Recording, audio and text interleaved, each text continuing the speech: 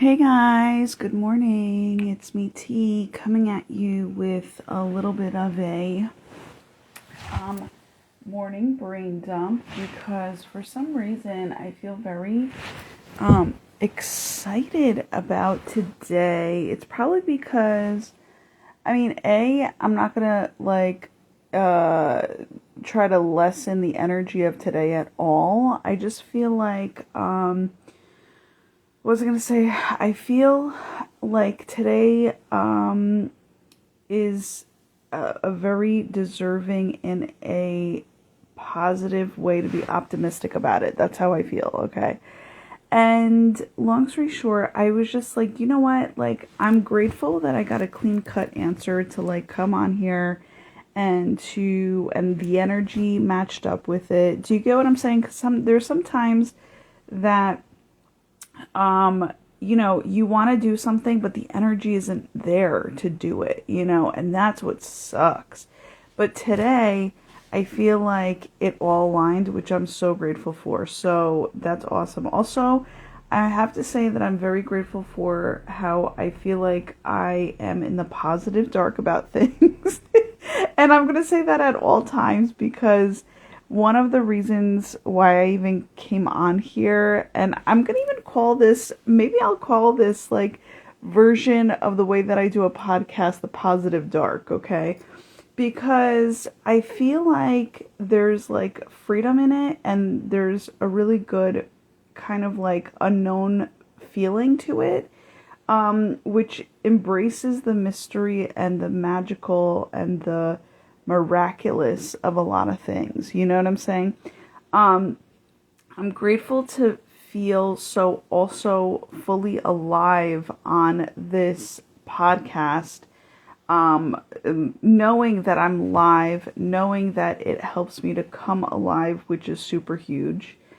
And what else did I want to say? And yeah, so I was just I just felt like, wow. And I'm so grateful to have been woken up really early to do this, where it's really early in the morning that it's still dark, and yet it's so fun. There's so much freedom in this positive darkness, And so, long story short, interesting how the live thing went. Oh, I know. Hold on one second. Let me just double check what's going on here. Okay. And so, long story short, there's an article that I kind of wanted to come to you guys with that I read this morning that I wanted to kind of play off of. Let me see if I can find it. Give me 1 second. Because it's a short article, but I read it and I was like, no, this is slamming. This is a slamming article for people to remind themselves of in regards to what it really needs to be, And I'm just going to say first and foremost that just adding to this article, oh wow, it's under psychology and relationships. That's so interesting because I remember a long time ago one of my cousins was like, do you study the psychology of happiness? And I was like, no, I really don't, but this is really interesting. And it's crazy because I've been thinking about that lately, how she specifically mentioned psychology of happiness, and I was like, no, I have not done that. And now it's coming up today. That's crazy. It's been on my mind for the past 5 days at the very least, and so long story short, let me see. So I came across this article this morning and it says 10 little things the happiest people do every day. They are truly content with life, says expert. Okay. Now, one of the things after reading this article, which is very much so spot on, and it's pretty straight to the point and pretty quick of a read. The thing that I wanted to add to this is that people don't talk about enough of whatever, that came out crazy, is literally how people are not happy for The most content people are people that are happy for others genuinely. They don't compare themselves to others. They are just genuinely willing to give fucking happiness where happiness is well deserved. Do you get what I'm saying? I'm seeing my, and I love it, because like my coffee that I made, and I'm so grateful to have my iced coffee this morning. It's so awesome. Actually, it's more so room temperature coffee. I shouldn't say it's iced coffee. And I'm grateful for it because I don't need an iced coffee right now. You know what I'm saying? Like, room temperature is enough iced coffee for me. I don't know why it is that way, but oh, you know why? Because I know. Whatever. We're not going to go into it. So, anyhow, I'm just grateful that it's made. It was made ahead of time. But, excuse me, I'm still waking up. But long story short, what I wanted to say here was, yeah, people don't put themselves to the side enough to be grateful for others, but also they don't put. Oh, why I mentioned the coffee is because the coffee, when I'm saying this, it's as if the coffee cup is literally putting its middle finger up in the air, like fuck yeah, you know what I'm saying?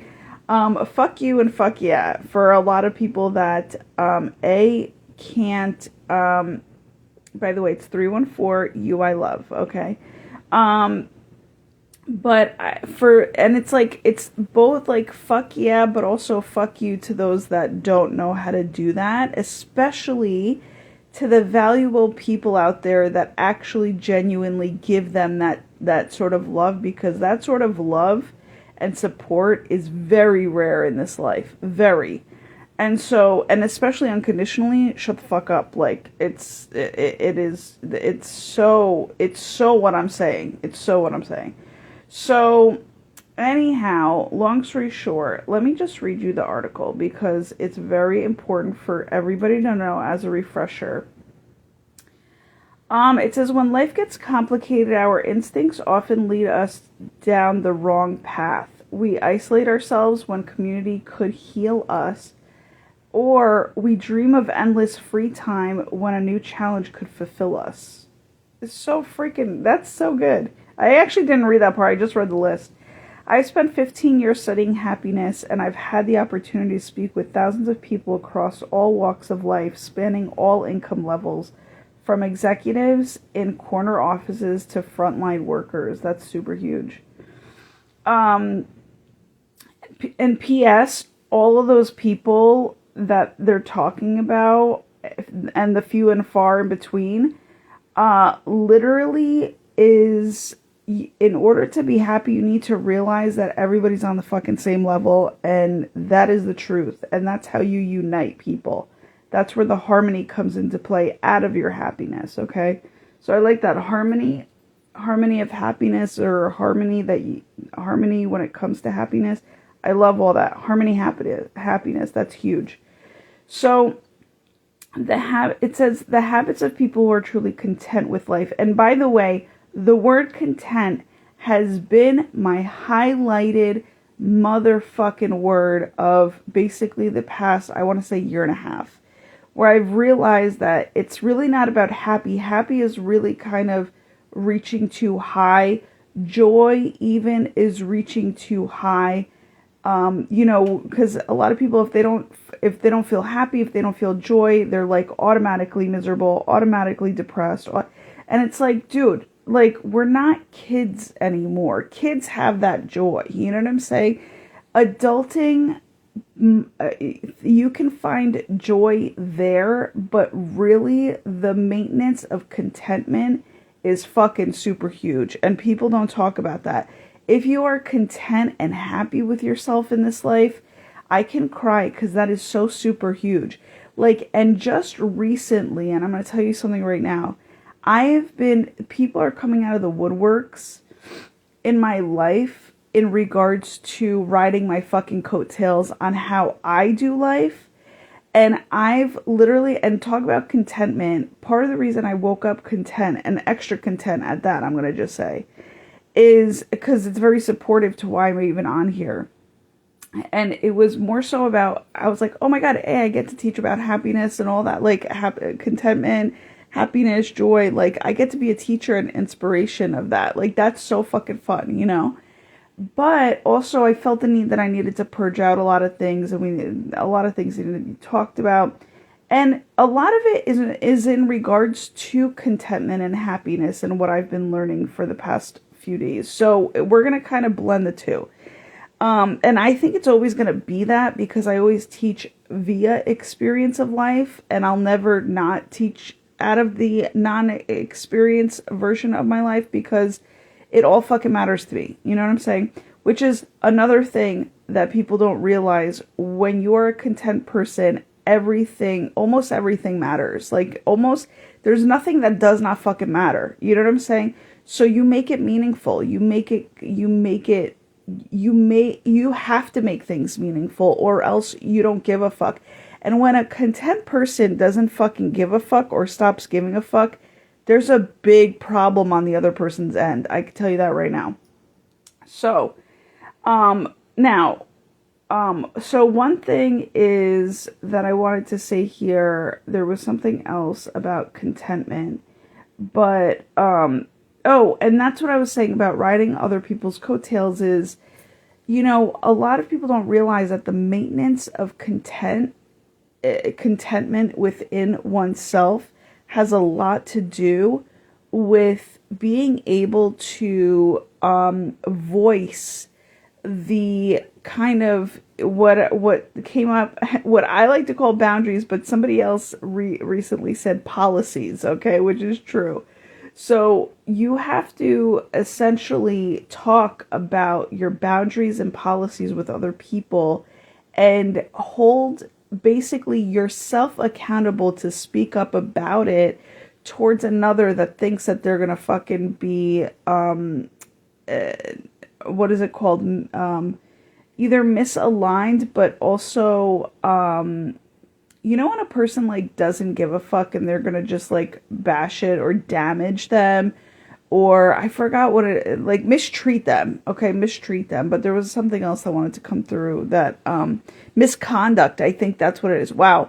A person that would treat them with misconduct is basically a person that you have to fucking tell, you know, your boundaries or policies to. And you have to adhere to that absolutely all the fucking time, so people know how to treat you. But it's stupid at one point to actually be teaching somebody else how to treat you, when really all people should be treated like this, especially oneself, right? So the whole thing is, if you find yourself explaining, you know, boundaries and policies to somebody else, it really goes to show you that they might not even be worth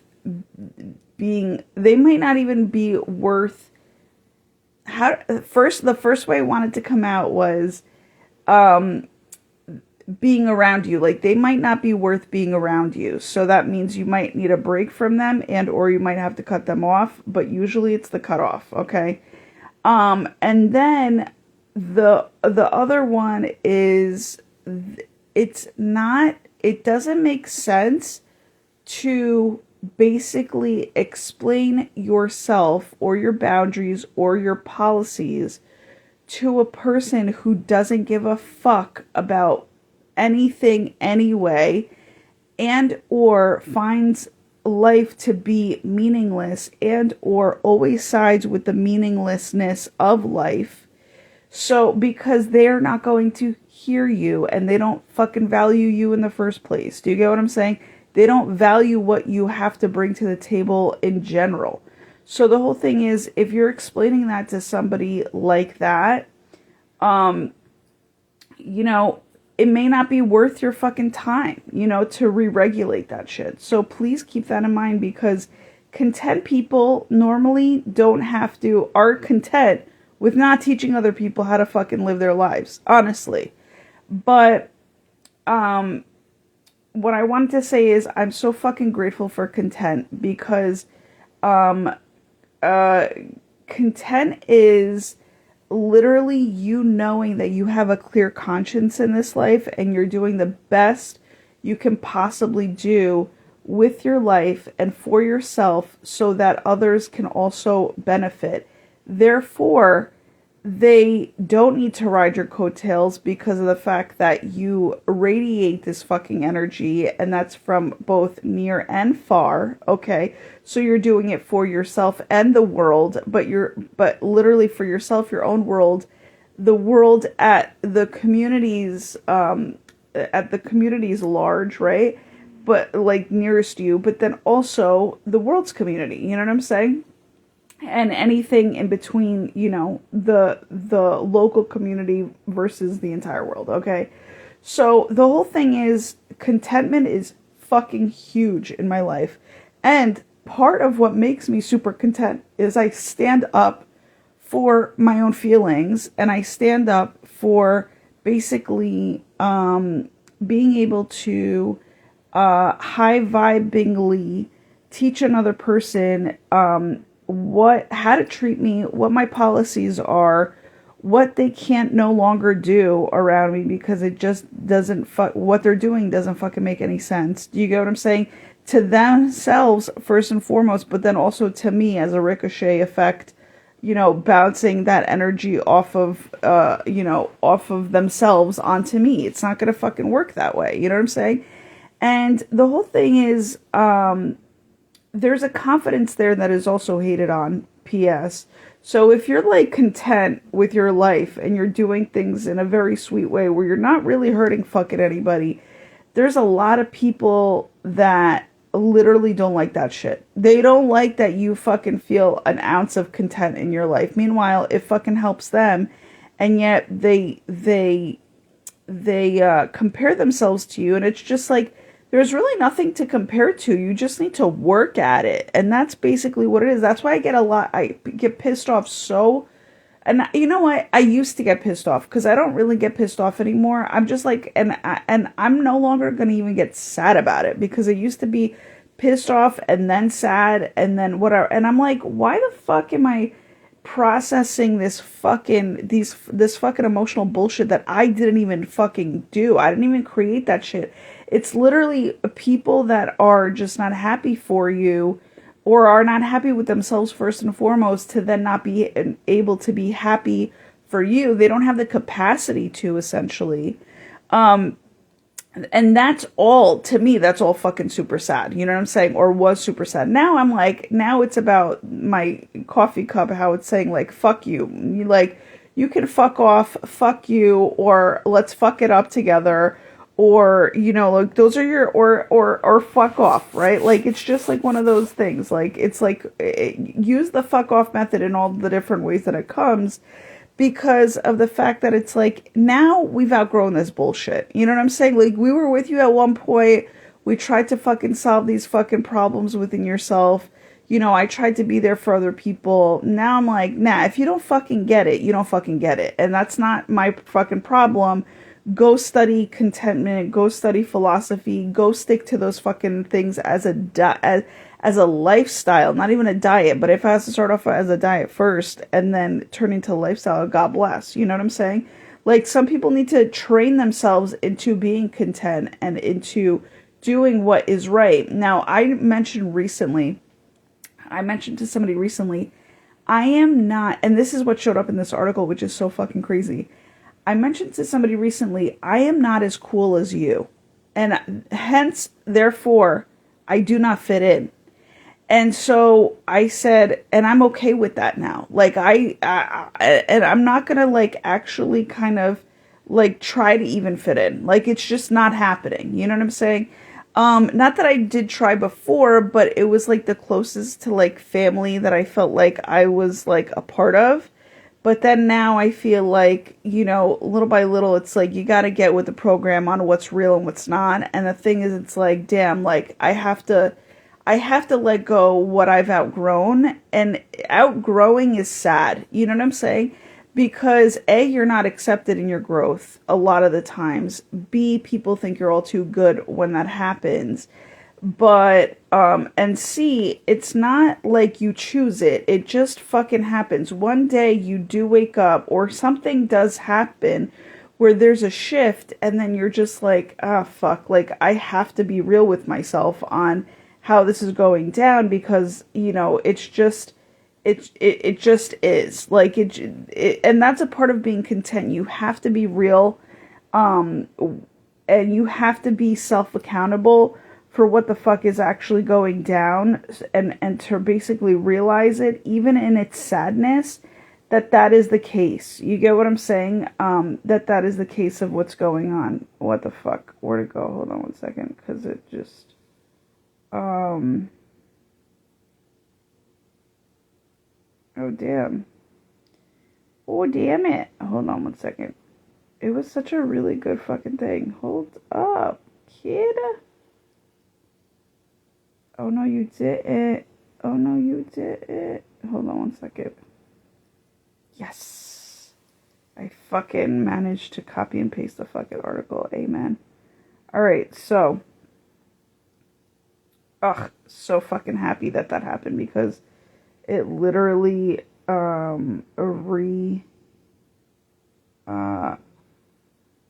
it literally fucking reloaded and it lost the fucking article. Now I get to have the article back, bitch. Okay, see? Contentment. Love it. Okay. So, alright, so, yeah, there's just so much to it. People have no idea how much fucking work there is in regards to just, making it a habit, because now it says habits of people who are truly content with life. It's a habit. That's work. Okay, that's ritualistic. That's work. Applying yourself towards it. And then truly content is basically accepting the fucking really cute fucking reward out of it and knowing that the cute reward is enough. You know what I'm saying? Like, shit, dude. It like, you shouldn't be asking for anything more, but also allow the universe, and you can ask the universe to allow itself to show itself to you in the highest and best way possible each and every day. That is allowed, so if you are one with the universe, that is essentially, that's essentially, what was I going to say? What you're allowed to ask the universe for. Okay, because it will show itself to you. And those that aren't one with the universe, those that are like, yo, fuck off universe, like, I'm telling you right now, it's almost never going to be shown to you. Never. Because there's an ungratefulness that comes with that shit, and you're just like, damn, like, all you gotta do is just side with gratitude and gratefulness. Like, that's all you gotta do, and, like, your heart, like, needs to go there. You get what I'm saying? Like, it's like you gotta, like, sideswipe your ego and just fucking continue to just align. Continuous habits. And basically, you just have to continue to align yourself with the feeling of fucking gratitude of, like, man, this is fucking a big deal living on this earth. You know what I'm saying? And okay, so let's get into it, because there was something that I wanted to touch upon, but it's work. Just having contentment in life is super huge because you've put in the work. Let's just put it that way. So number one, so let me just read you again the title of this list that's about to happen. Habits of people who are truly content with life. 1, prioritize friendships, okay? And let me just tell you something. I love this, and too many people don't know. They don't realize this. They really don't realize this. It's so weird, but okay, let's just put it that way. Prioritizing friendships. The happiest people treat their close relationships as a non-negotiable rather than a nice to have. And when they schedule friend time, they try to focus on doing activities together instead of just a quick catch up. I fucking love this. This is why I wanted to have that RV life, to basically prioritize my friends and our friendships all the fucking time and just be there for one another, because that's what friends are for. Okay? That's like, what is a fucking big deal? Some people lately, I'm telling you, with the prioritizing friendships, they are getting it so fucking crooked, and they are getting it so fucking, like, as if it doesn't fucking matter. And I'm like, okay, bitch, Do what you gotta do. I just know the fucking truth of the matter, okay?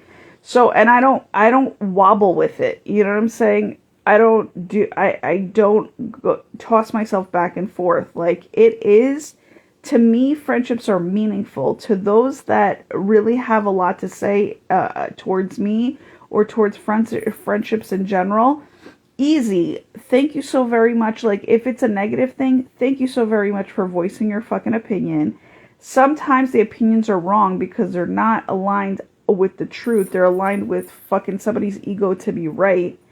And then you're going to be like, okay, well, you know what? I'm going to let you choose your ego over me, because the thing is, that's okay. If you're a person like me who sides with the truth all the fucking time, and literally is devalued because of it, God bless. Continue to do so. It's the saddest shit on this earth, but continue to be that way because that adds to your contentment. Okay.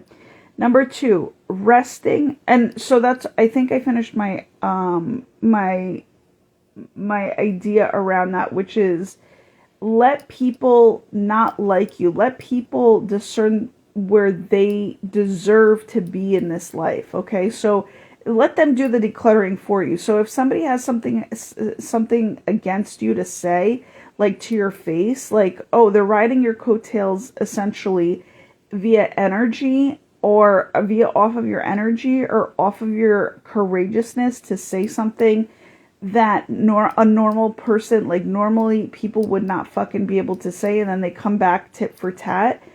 Let them be the declutterer for you, because and just thank them that they've done the decluttering for you, because there's so much here that people don't realize that like, A, people try to ride your coattails when you created a habit, which is not allowed. Okay. B, I've actually had to recently stand up for myself in that regard towards somebody that thought that they can literally use my courageousness to speak up for myself, to say, hey, this, or I don't know what the fuck even happened. But that's another thing about contentment. People who are content forget a lot of shit. forget how things went down. But not in a negative way, but more so are just willing to move on to the next content moment. Do you know what I'm saying? Now, it does take a little time. If you are a meaningful person, it does take a little time to fucking, shake it off or shrug it off. But essentially, that's what brought me on today, because I get to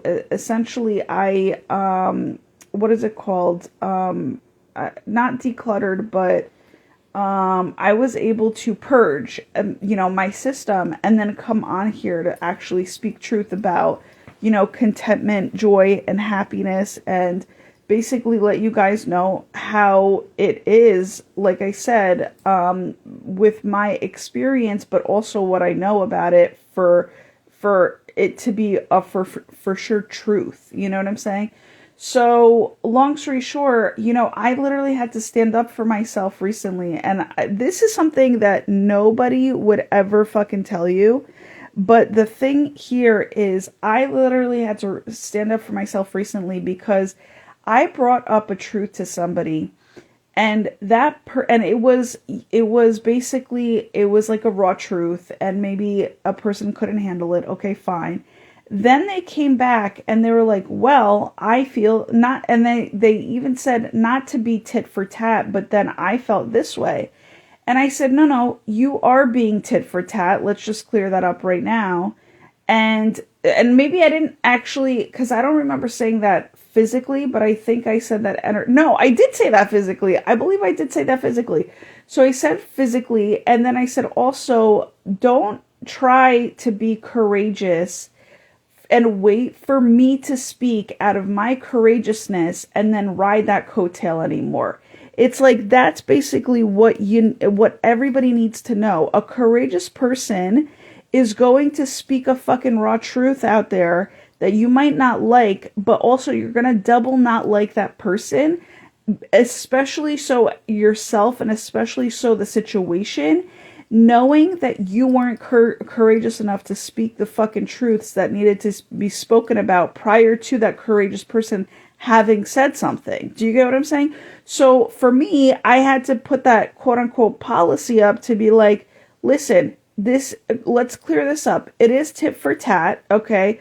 Because now you're seeing that I told this person the nicest possible way, where it was like, I hear you out, and yet please next time do not take my courageousness as a part of your processing of your own life, when literally you could have said this to me a long time ago when we're not in a fucking disagreement on something. Do you get what I'm saying? Like, and that's a part of like habitual happiness or habitual contentment, what I like to say, because there's 3 levels of happiness. There's content, there's happiness, and then there's joy, okay? And so the whole thing is, I feel like if you're content in this life, there is such a fucking powerfulness to it that essentially, like, essentially that's all you need. That's enough. You know what I'm saying? So long story short, let's go on to the next thing that I read in this article, which is so true. So that was a big ending I had to have with that person recently, which sucks because it exhausted me, but at the same time, and it saddened me at the same time, because I'm like, damn, like, people really think that they could do that, but I'm like, nah, it's not happening, because I would never do that on somebody else. That's very immature, by the way. That's a very immature way to be. And it's a very, like, victimization type of fucking, what was I going to say? Type of way to be, which is actually more demeaning towards that person that is choosing to, behave that way, but also demeaning towards the person who actually put the fucking habit in. So the habit in and of itself is being demeaned, or there's a demeaningness to the habit in and of itself, and it's like, no, bitch, there was a lot of fucking work put into that. You cannot just come in and ride that fucking coattail. It's not happening. You know what I'm saying? So, all right. So the next one is, let's see. All right. So, all right, here we go. All right, let's see.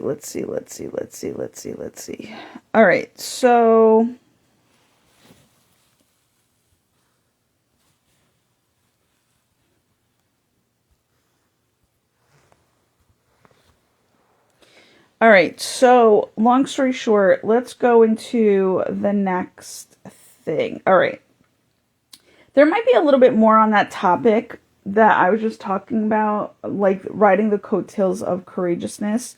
So we might get into that a little bit more, but I'm not like sensing what it is right now that we need to get into. So, excuse me, we're just going to move on to resting strategically. Mentally exhausted, go for a jog. I've been going for a jog. It's so crazy. And I've also made it a part of my lifestyle now, where I'm like, no, I'm never dropping that again. It's you love I time right now. 3:41 p.m. Eastern Standard Time. Okay. So thank you to love, by the way. All right. So number 2, resting strategically, mentally exhausted, go for a jog.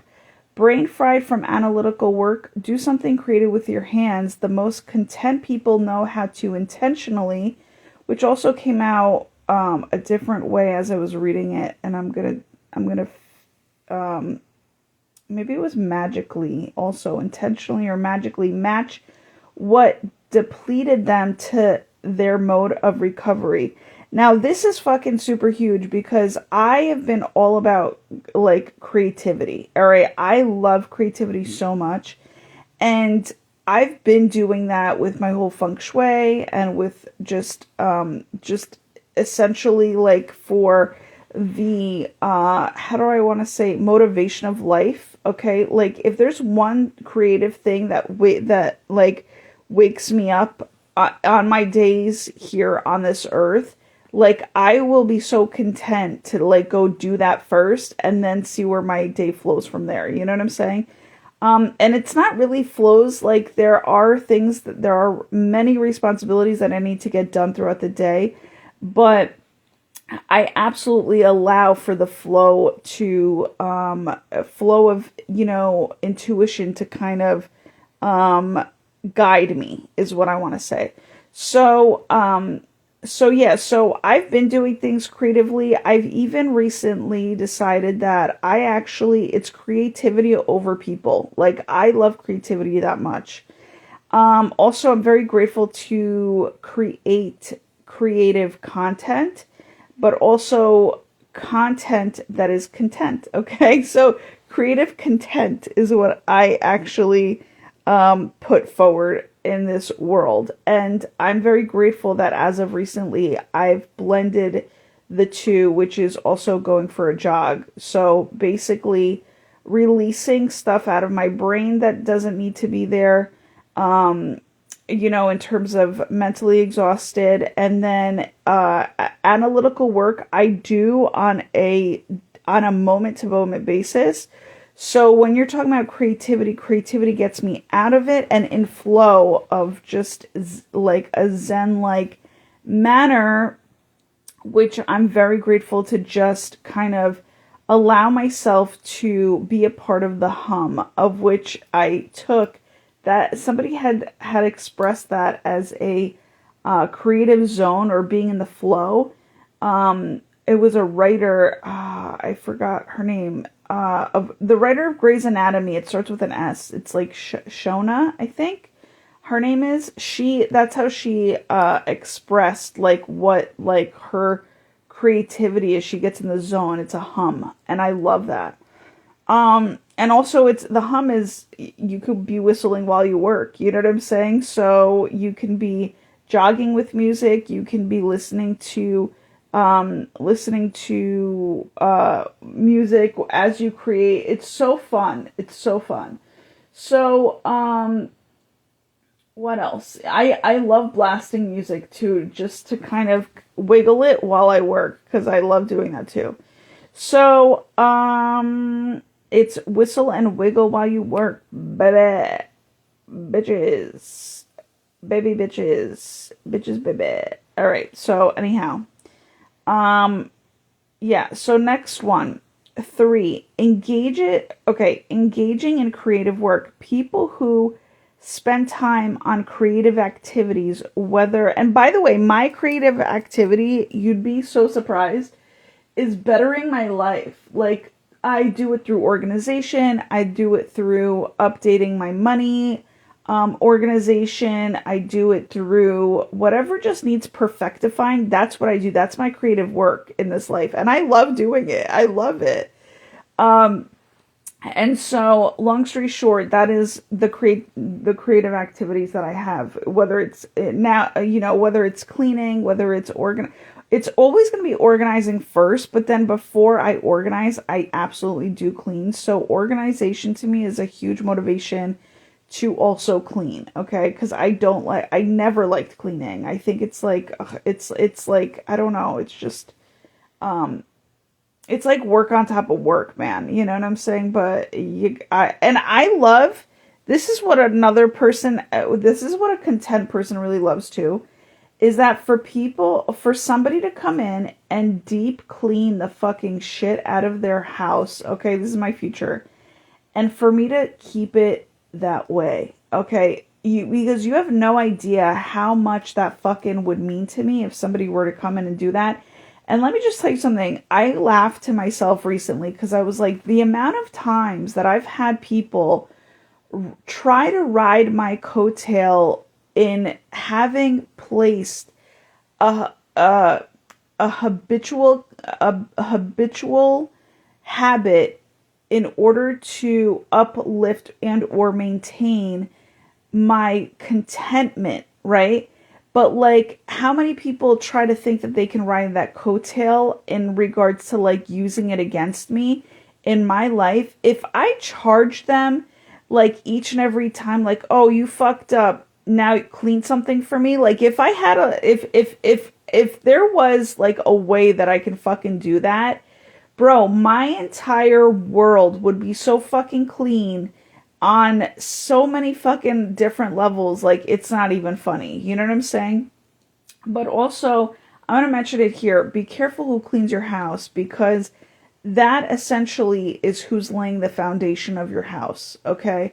So, make sure that the person essentially who comes into your world is a person that truly loves to clean and is there only because they love to clean. They're not there because, oh, they want to see what you have and they want to fucking, like, they're curious about, how all the things that you have in your fucking world. And, they're mainly there to clean. Like, that's their job. Like, they're very simple at that. You know what I'm saying? And so keep that in mind, because, and that really should be a motivator to clean your own fucking house. Okay. Clean your own spaces, because it's your foundation that you put in. It's not anybody else's, okay?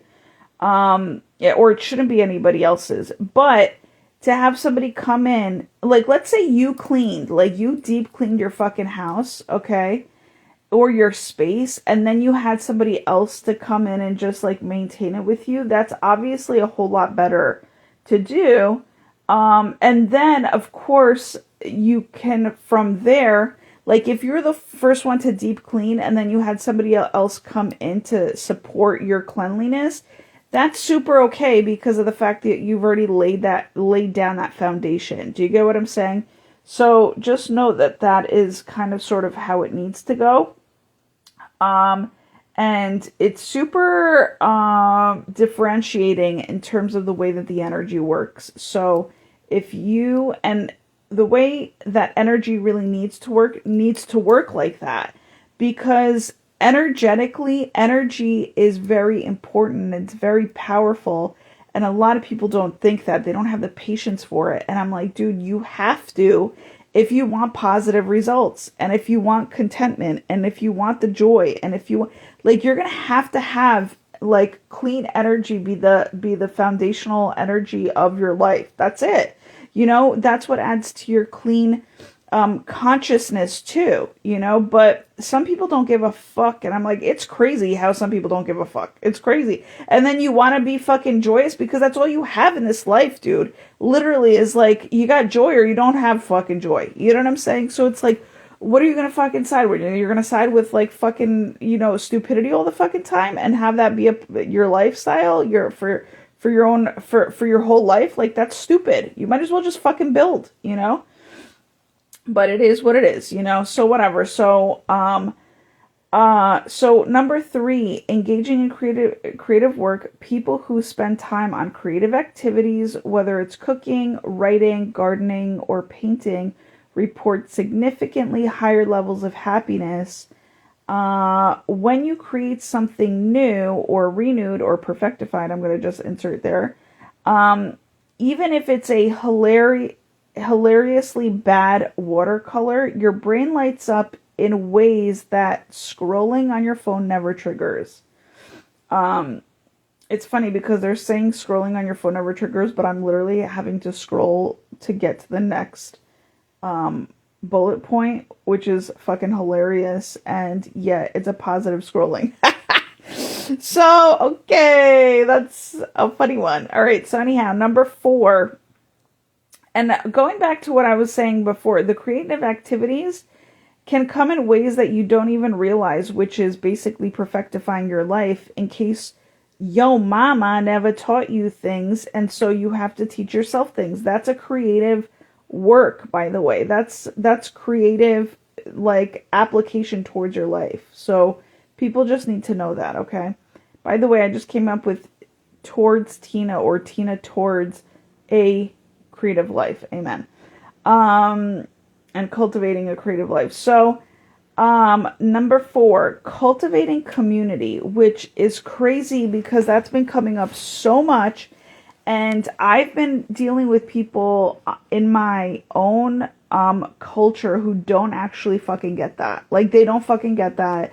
And it's very weird because that, like, if you don't get it, or get that point of it. Like if you're it allows you to become overly independent on a negative level, and yet it really kind of diminishes, or I'm going to even just say makes you lack in contentment, happiness, and or joy, okay?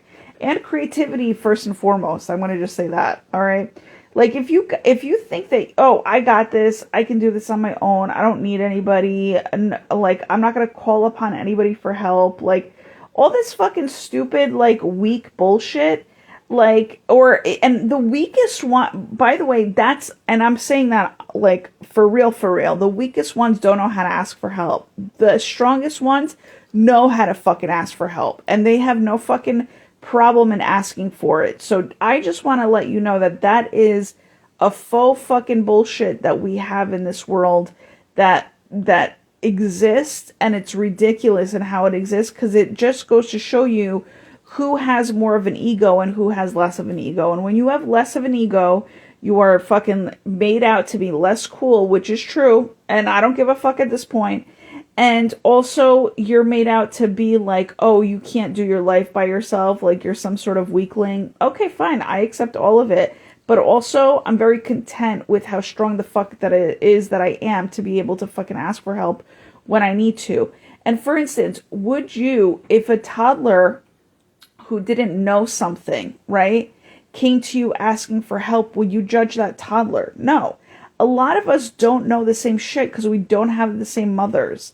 And so the whole thing is, when a person asks you for help, they're asking you to basically kind of maybe like share the knowledge and wisdom that you have, or the experience that you have. And you should be so fucking happy and honored to fucking share that, and not like dismiss somebody because they fucking came asking for you, like, oh, you're better than them because you fucking know something more than them. It's like, shut the fuck up, dude. Just like, if they're asking you, if they're courageous enough to ask you a fucking question, how about you just fucking answer the question? Like, there's so many people out there that are like guarding their own fucking shitty lives, honestly, so to where they think they're fucking content, and they're and you know what they're guarding themselves against? And I'm gonna tell you this right now. For people to not find out how discontent they are in their own lives, and that's why they're not gonna help you. And that's a fucking truth. That needed to come out today, and that's exactly why I came on here today. To fucking clear that shit up. So, gotcha, bitches. Alright, gotcha. So, alright. Number 4. As we're going into the 4th hour of this morning. Okay.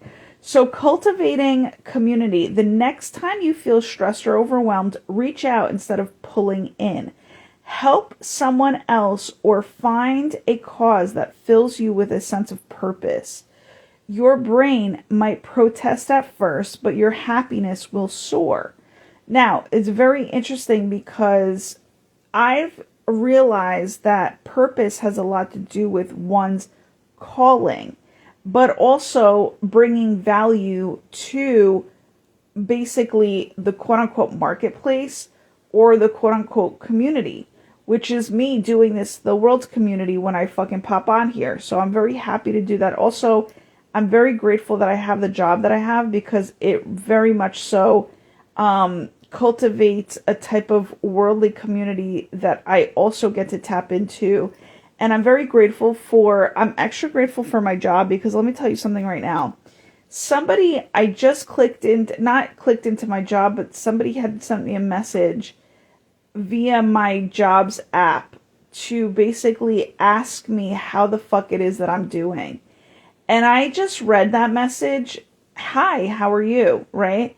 And I was like, damn, like, I don't know if it's a new person or a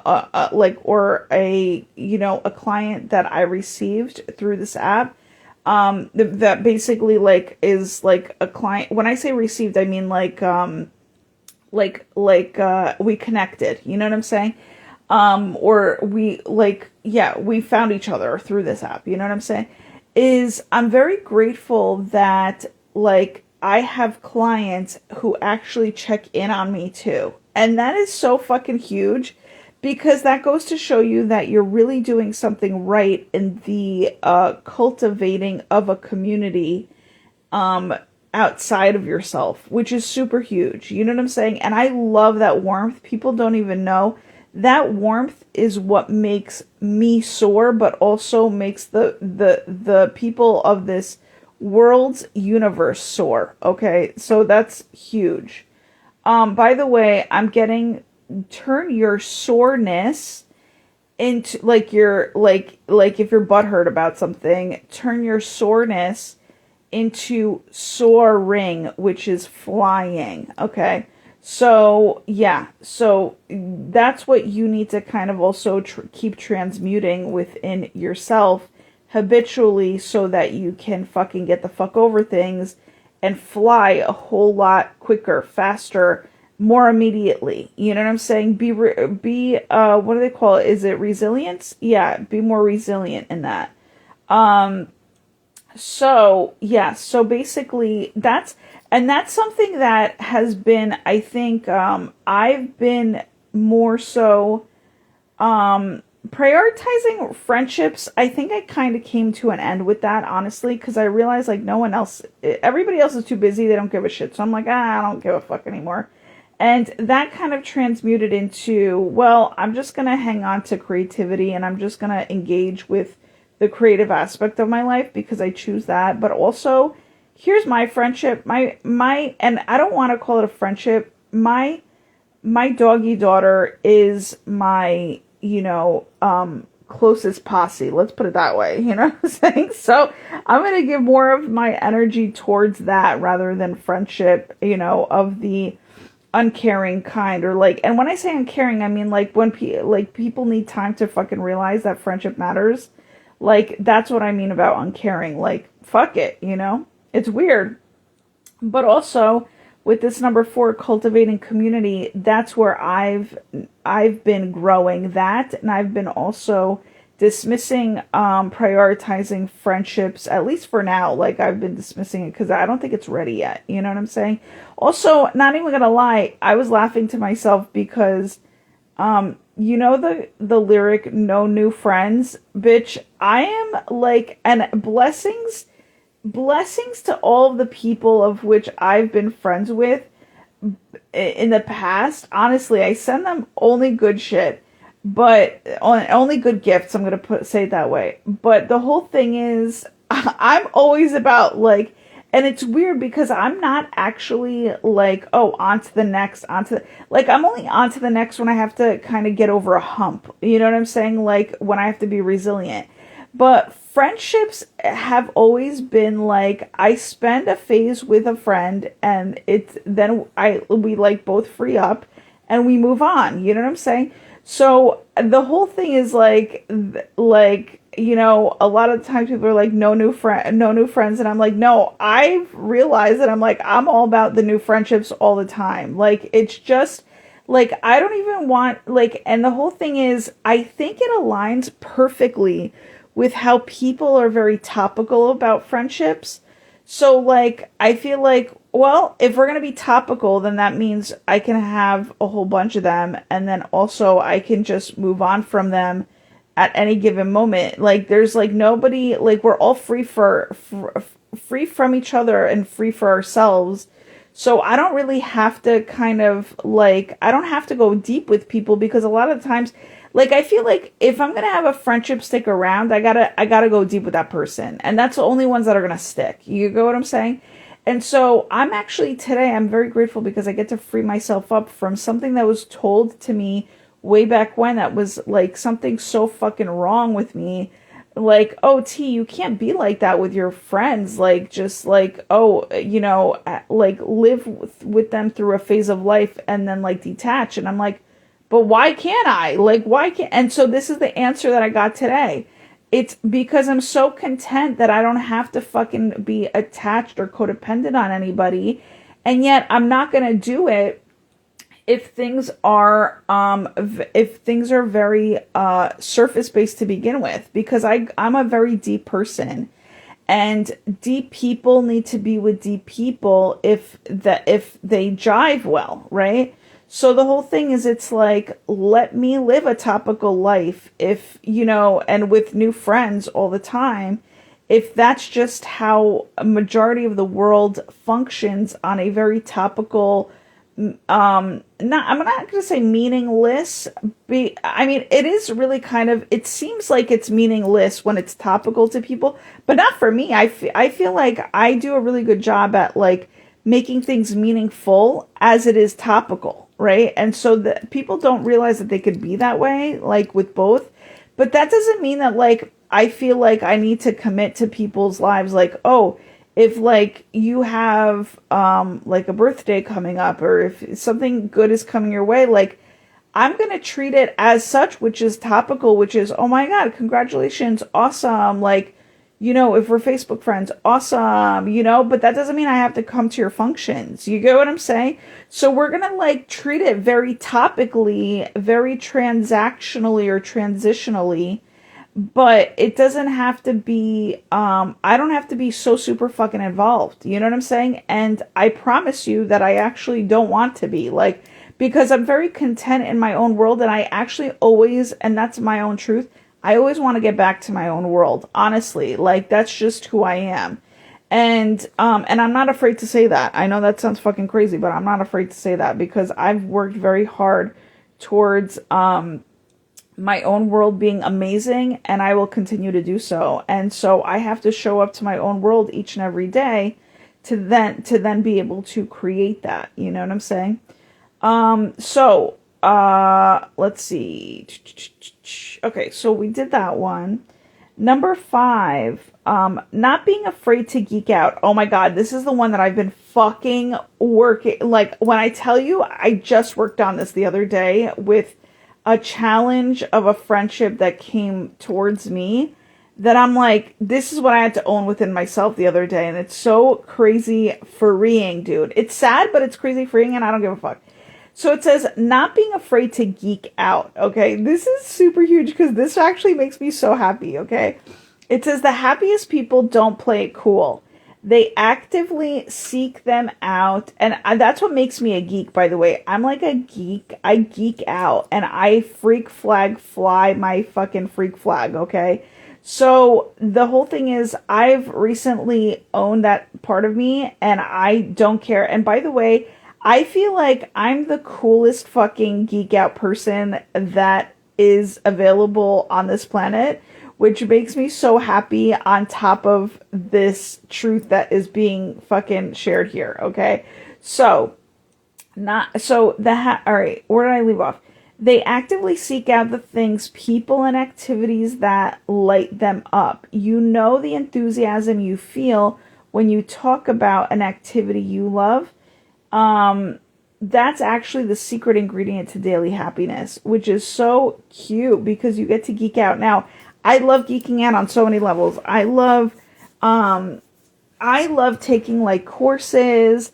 I love geeking out on just being stupid. Like, you know, when geeks are like they're so smart that they're stupid. You get what I'm saying? Like, I love that. Like, I love, for instance, the way that I am on the spectrum. You know what I'm saying? Because I feel like geeks are on the spectrum. Like, they have to be. You know what I'm saying?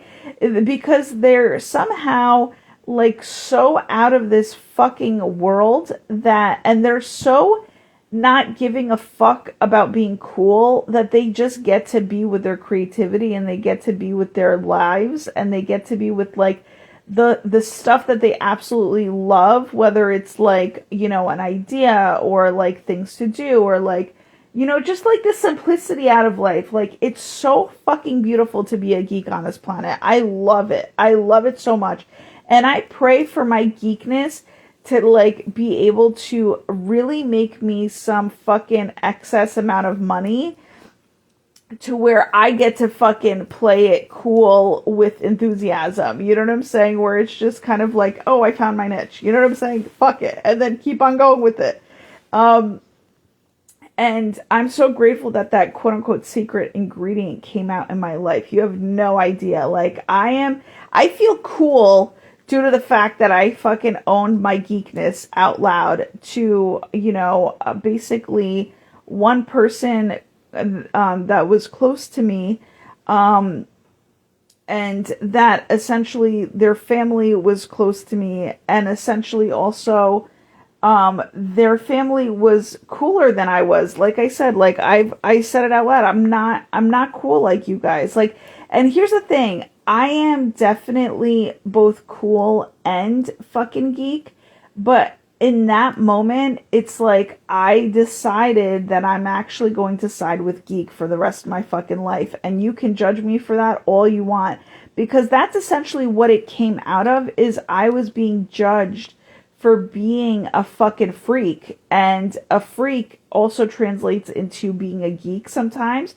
So I'm going to let my freak geek flag fly, and I choose to be a freak geek and a geek freak and vice versa, and I don't give a flying fuck about it anymore. So that's so something that I lived through just recently, to like really free something up within myself that maybe was like, you know, maybe was even, you know, judging myself, right? So on to the next. So number 6, setting firm boundaries, which I was translating into firm policies. Okay, that's somebody basically that I ran into somebody on social media. They expressed it that way. It says research says we need 2 to 5 hours of free time, which is, I am absolutely fucking getting this. I don't give a shit, and I work so fucking hard in setting firm boundaries that I fucking deserve this shit. All right. So it says research says we need 2 to 5 hours of free time every day for peak happiness.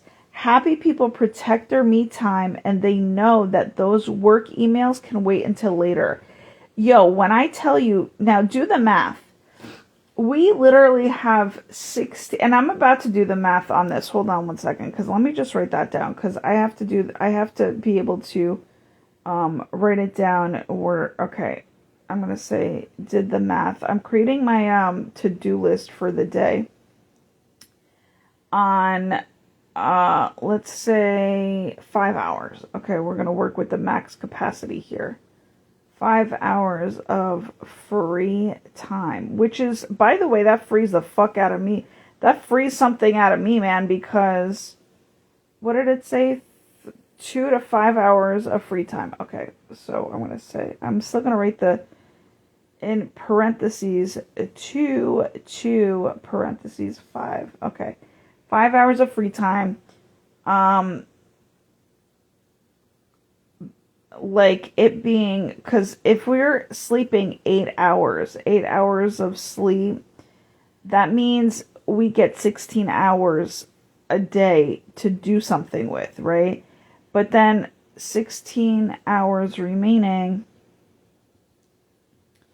which means 16 hours minus a 5 is 11, right?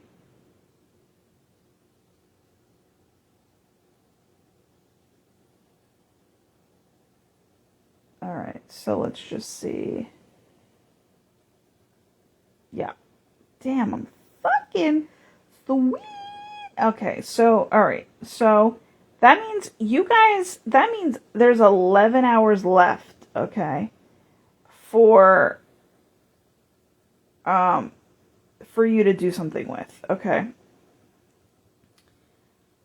Which is crazy because it says 5 hours of free. That's why I don't understand. Like, if you're working a 9 to 5, right? If you're working a 9 to 5, and that's why I said for me, like, I need a part-time job that definitely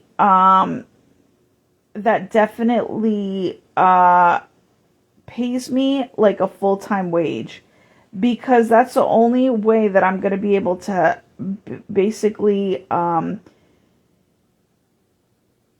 create something way more in this life and add way more to this world, okay? So the whole thing, and also it frees me up to have that 5 hours, right? Because if you had a full time, imagine, so 11 hours, and people are like, oh, start a side hustle from 5 to 9. Bitch, have you done all this math in regards to how much fucking time that is? So let me just tell you something. So 11 hours, right? 11 hours we came up with minus, let's say 8 hours. Okay. Let me just,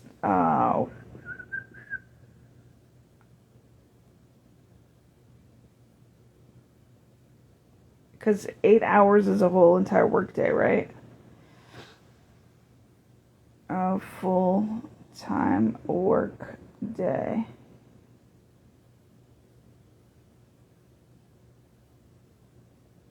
That leaves you with 3 hours. Okay.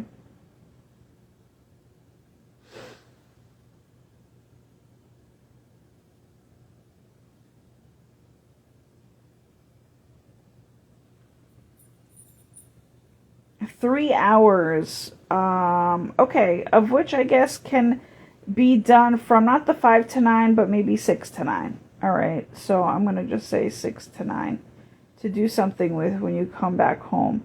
But guess what we're not also taking into consideration? There is a lot of self-love that you need to put into yourself to prepare for the next day. And I'm going to write that down. Self-love to prepare for the next day, which for a female, that takes about 2 hours, okay?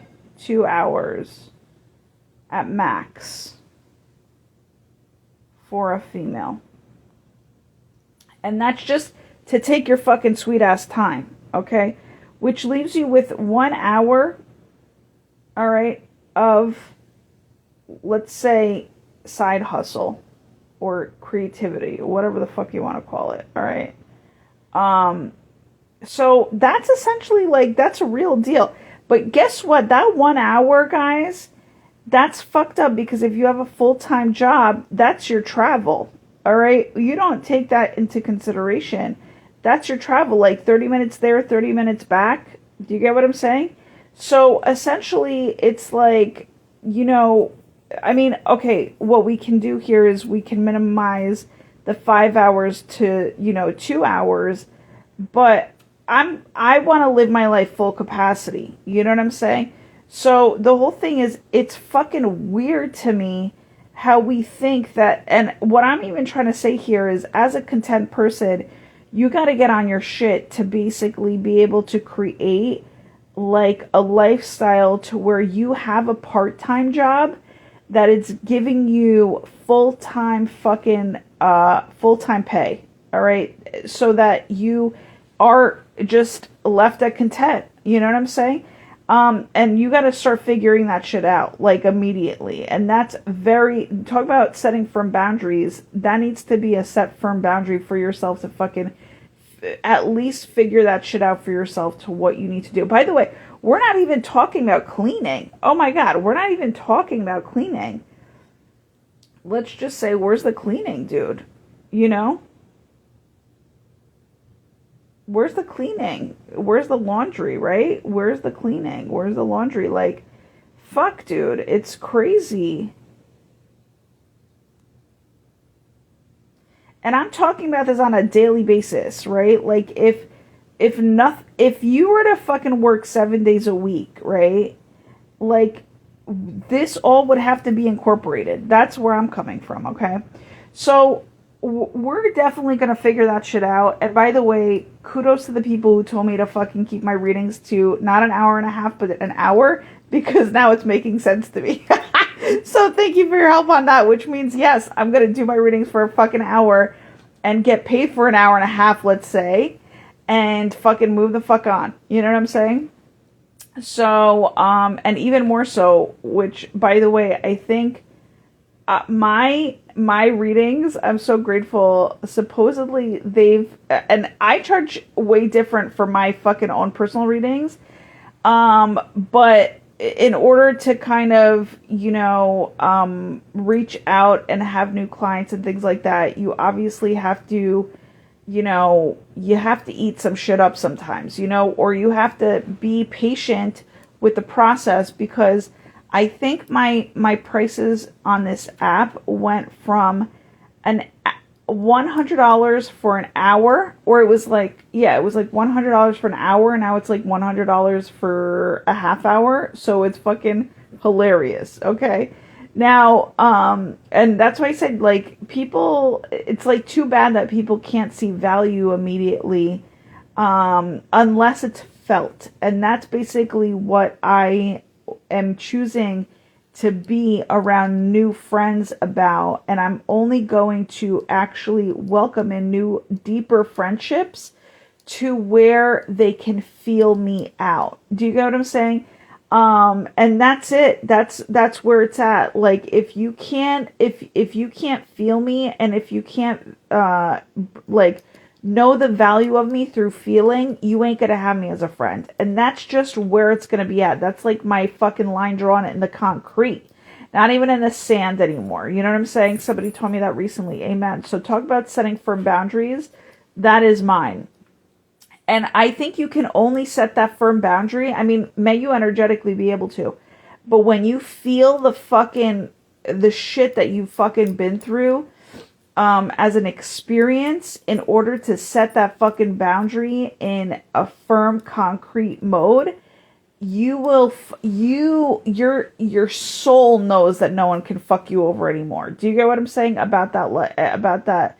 Your soul knows that you're not about that life. About that past life anymore. That's what I'm trying to say.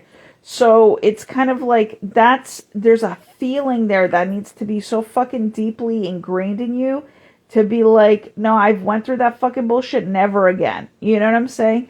And that's where people can't fucking ride my coattails, because you haven't been through the shit. You don't know the meaningfulness behind when I fucking say shit and what I've been through. You don't know it. So the thing is, you're still trying to fucking ride the coattails by being, what is it called? By being, like, topical.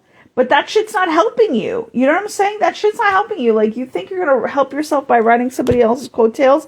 It doesn't fucking help you, because you have not habitualized it. You have not experienced that experience. And it's just like, it's essentially like you're trying to cheat the fucking system, and you can't do it. Like, there's just no way, you know? Hi, Min. Do you need to go pee-pees? You want to come here? I don't know why my dog has been so thumper-like with her itchiness. So what the fuck, man? We're going to have to... Come. Good girl. Okay. So the next one is number 7, which is managing their energy. This is fucking huge.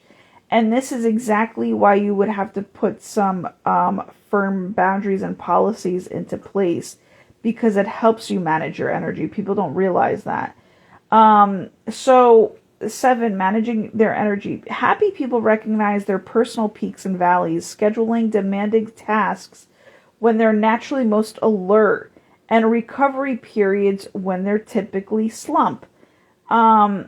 They create days that flow with their biology, which is so super huge, by the way. I love that, because that's why I tune into my own personal astrology every day to see what my biometrics are, for the day. Like, it's, and I just started doing this too, because it's like, why the fuck not? If I understand that my intellectualness is down, and my physical is up, and my, what else is there? And my, I forgot, there's a third one that, like, the third one's not there, or it's midway. Like, I get to kind of understand that. And by the way, I do it through the Nebula app, but it's weird because I feel like the Nebula app is maybe worth paying for it now, because it used to, when it was cheap, it was definitely quality.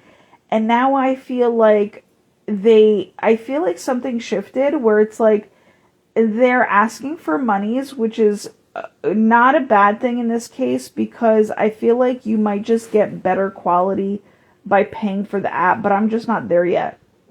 But I'm willing to, is what I'm trying to say, because because FreeWise, they don't give value out, which is weird, but that means that I think they realize their value, and you have to kind of purchase their value in order to receive more kind of knowledge from them, or more quality knowledge from them, which is, I'm down for that. Like, I'm not mad at that. You know what I'm saying? So the whole thing is, yeah, so long story short, by the way, this is a little bit of a funk that they had scheduled, or that they had mentioned, which is, it's weird that it's weird that they put it this way: scheduling demanding tasks when they're naturally most alert. Now, I don't agree with this. I agree with being a content person. I've realized through my own experience that in the mornings, you don't create your most demanding tasks. We have been taught to do that in a very divine masculine way. Now, the divine masculines may be able to do that, okay? Now, the divine feminine's energy, when they're talking about managing energy, your creativity in the morning comes first, okay? So your creativity, and then like demanding tasks, I feel like would have to come second and not last, because I feel like second, you're still alert, but also you're able to, understand what the fuck it is that you're going on, what the fuck it is that is going on. Like, let's say there's a demanding task of a conversation. You're able to be alert and fucking like present in that conversation. But if you leave it for last as a divine feminine, you get too exhausted. You're like, I don't even fucking want to do this right now. You get too exhausted. So like a really good way to speak about this is, in regards to scheduling, is like, if you're a female, you leave this to like mid-morning, like mid-morning, which is basically like maybe 11 o'clock. Okay. 11, and then maybe 11 to 1 is when you would do like a high demand task, because of the fact that that's when you're kind of maybe peak in being both able to comprehend what's going on, but also make like good decisions about it, and not exhausting yourself, and not being like, and not having put it off to where you don't have that strength behind you. Do you know what I'm saying? To where you're kind of weak and slumpy, So that's something that I wanted to kind of just re-regulate right there, because in a masculine society system, or masculinely built system, which I've come to understand that we're kind of all operating out of, they're able, like, that's what we've been taught, is like, oh, you do the hardest task first. And yes, you can do the hardest task first. I'm all about that, but wait until 11 to 1. Like, that should be like a midday thing. You know what I'm saying? That shouldn't be like a first thing in the morning, or like right after breakfast, or whatever. No, you need time to, females at least need a little bit longer time to adjust. So, and maybe it's even like after lunch, like 1 to 3, so you'll have to see like what it is that, and maybe the 1 to 3 actually might even be a little bit better. Because then you hit the slump after 3, right? Like, so it makes kind of sense. Like, that's when you would want to go out for a coffee or whatever, right? That's like a typical slump, is what I'm even reading here. So, man, hey, whoa, slow it the fuck down, dude. Whoa, what the fuck is going on? You alright? Like, whoa, calm down. My dog has been, it's very weird, like, how my dog has been very, like, I don't know how to say it. It's like, okay, man, slow it down. Very much so, and I think it's the changing of the seasons, because, yeah, I think there might be, we're embracing, let's just put that, we're embracing the pollen outside. So I think she's just like extra itchy due to the pollen. So we're going to have to figure out something there. Talking about embracing, we're on to number 8, which is, by the way, there's only 10 here, so we're almost done. But basically, It says embracing micro connections. And I love that. I think I thrive in that. That's so fun for me. And I think I'm gonna put more, like, I'm gonna put more ducks into this kind of basket, so to speak, moving forward, because and I'm really gonna leave like a deeper friendship for like relationships at this point, you know. So so when they were talking about like friendships up at the top, which, you know, connection, what do they say, prioritizing friendships, I'm gonna prioritize relationships, like deep, like what's it called, deep deeper connections in a friendship that turns into more of a romantic relationship. Okay, that's what I would absolutely, you know, kind of even like suggest for myself and others to take that up on. Okay, to take me up on that is what I meant to say. So this number 8 is embracing micro connections, which this is more so of a friendship to me, which it says research shows that random conversations with people you don't know consistently improve your mood, so that chat with your barista might just be the happiness booster you never knew you were missing. Now that's the fun out of life. The fucking micro connections, those are friendships, dude. That's like, you know, when people are like, oh my God, I can't stand small talk. That's where the small talk kicks in, and it's so fucking fun. All right. So I like how they called it the micro connections, because I'm about that life. I love it. I love, you know, basically bringing like a micro joy or into those micro connections, and just fucking infiltrating the micro joy into those micro connections, because that's where I thrive. That's where I think is like, it's so meaningful to do. And a lot of people don't, like, that's where you go sprinkle your fucking joy out into this world. You know what I'm saying? And that's why that's what I love about this one, because it's super huge for me. And this is why I also feel like I don't need any fucking friends, honestly, because I'm like, I feel like I'm friends with the whole world when it comes down to me just injecting my fucking joy into people's lives like this, because it's so true. Those small little encounters are super huge in being magical and mystical and miraculous, but also boosting the contentment and the happiness. And actually, it's not even a happiness booster, it's a joy creator, dude. It creates so much joy when you get to fucking go out into the world and just like inject a little joy into people's lives. And yo, it's magical in how it fucking is brought back into your world. It's so, and you don't even do it out of like in order to bring it back into your world. You genuinely do it, which, by the way, is another huge content content creation, right, about contentment, which is doing things genuinely. People don't talk about that. They genuine and authentic and integrity wise is fucking super huge. This is why I talk about you can't ride my coattails when I'm courageous enough, genuinely courageous enough to bring a very like, what is it called, uncomfortable situation up, because, and it's love you I time right now, which is beautiful too. So you can't ride my coattails because I'm having the courage to essentially bring up a very uncomfortable subject to where you were not comfortable enough to speak about it even when you felt it. And the whole thing is, and you can't ride my coattails because that is what you're creating is genuine on top of or ingenuine on top of ingenuine. And to me, that's bullshit. To me, that's weak shit. You know what I'm saying?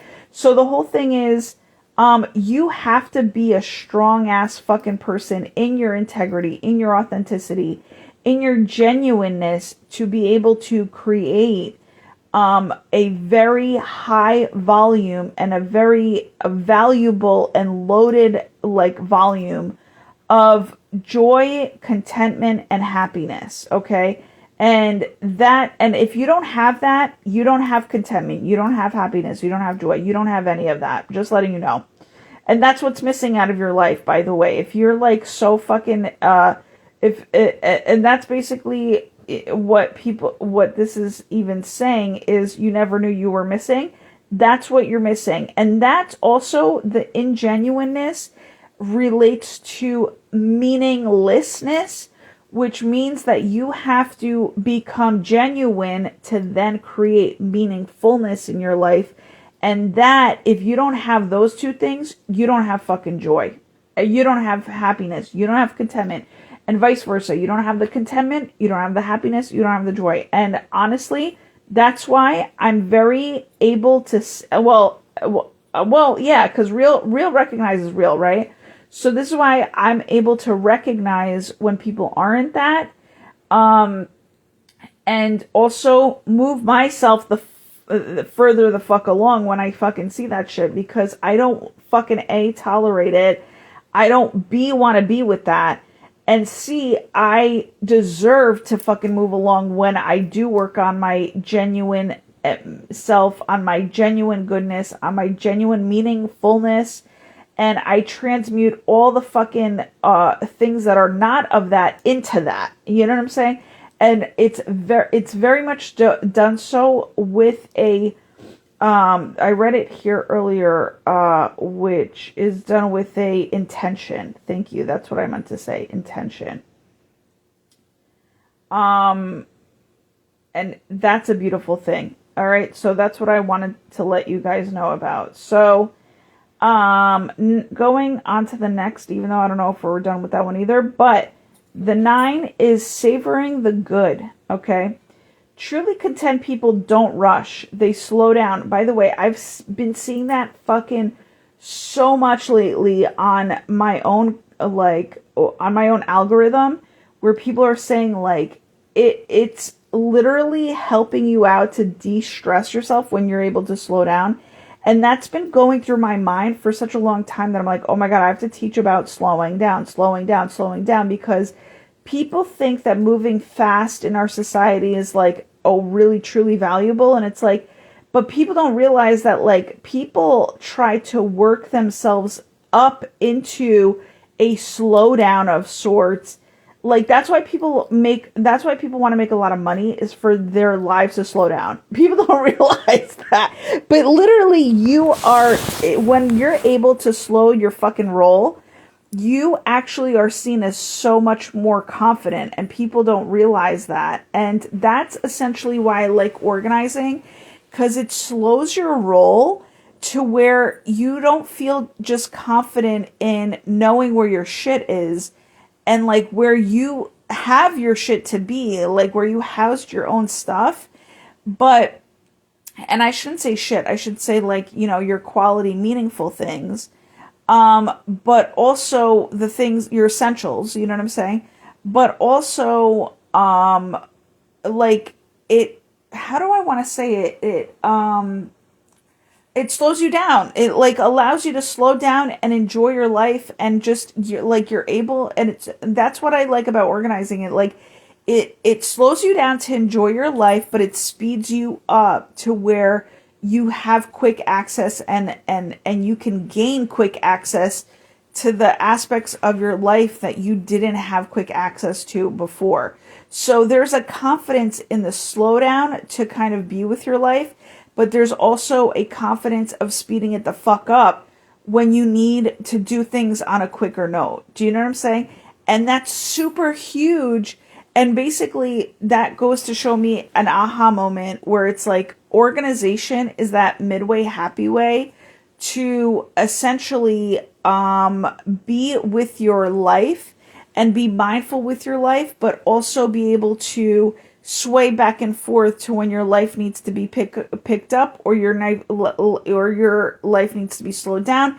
Where to me it's like, okay, when I say picked up, imagine you being on the phone and you're not prepared enough, right? To where you're like, but if you're organized, you know where your pens and paper are, you know what I'm saying? So you're like, oh, you can like kind of pick up your pace to match like what your life needs right now, from you. And that's that's the power of organization. Now, and that's on your lazy days. You know what I'm saying? Oh my God, that just fucking clicked too. Wow, that just clicked to where that quote, if you want something done, ask the laziest fucking people. And the laziest fucking people are really the most organized fucking people, dude. That's the craziest shit. I just saw that via Bill Gates, a Bill Gates quote that he like adapted that, and I'm like, wow, that just gave me the biggest fucking aha moment in so many ways, where I'm like, oh my God, I am fucking lazy. I didn't realize that. I thought I was like overly worked, but I'm like, no, I overly work myself in the beginning to not have to work later down the line. And that's what people do when it comes down to, obviously the pace of their lives, but also the monies of their lives. You know what I'm saying? Like I was mentioning before. But I'm doing that without monies. I'm doing that like literally like as a preparation towards making a lot of money, which is super confident, super secure, and super like in all that jazz, right? Like, so, because it's like, it's kind of like this, like if you don't have the organization at play, which then also makes me extra content and so super joyous knowing that I am naturally a good fucking organizer. P.S. So that's another fucking mind-blowing thing of, let me just tell you something. It's as if you were to win the lotto tomorrow, right? You would have to, like, there are those that have an idea of what they're going to do with the money because they're organized about it. They're more, man, I love you so much. I love you so much. I love you. Yeah, so what I was going to say is, like, there's people out... Oh, sorry, hold on. I forgot. Whatever. There's people out there... Talk about organization. You can see my organization throughout the house. But there are people out there that literally will win lotto and will lose it because they don't know what they're doing with it.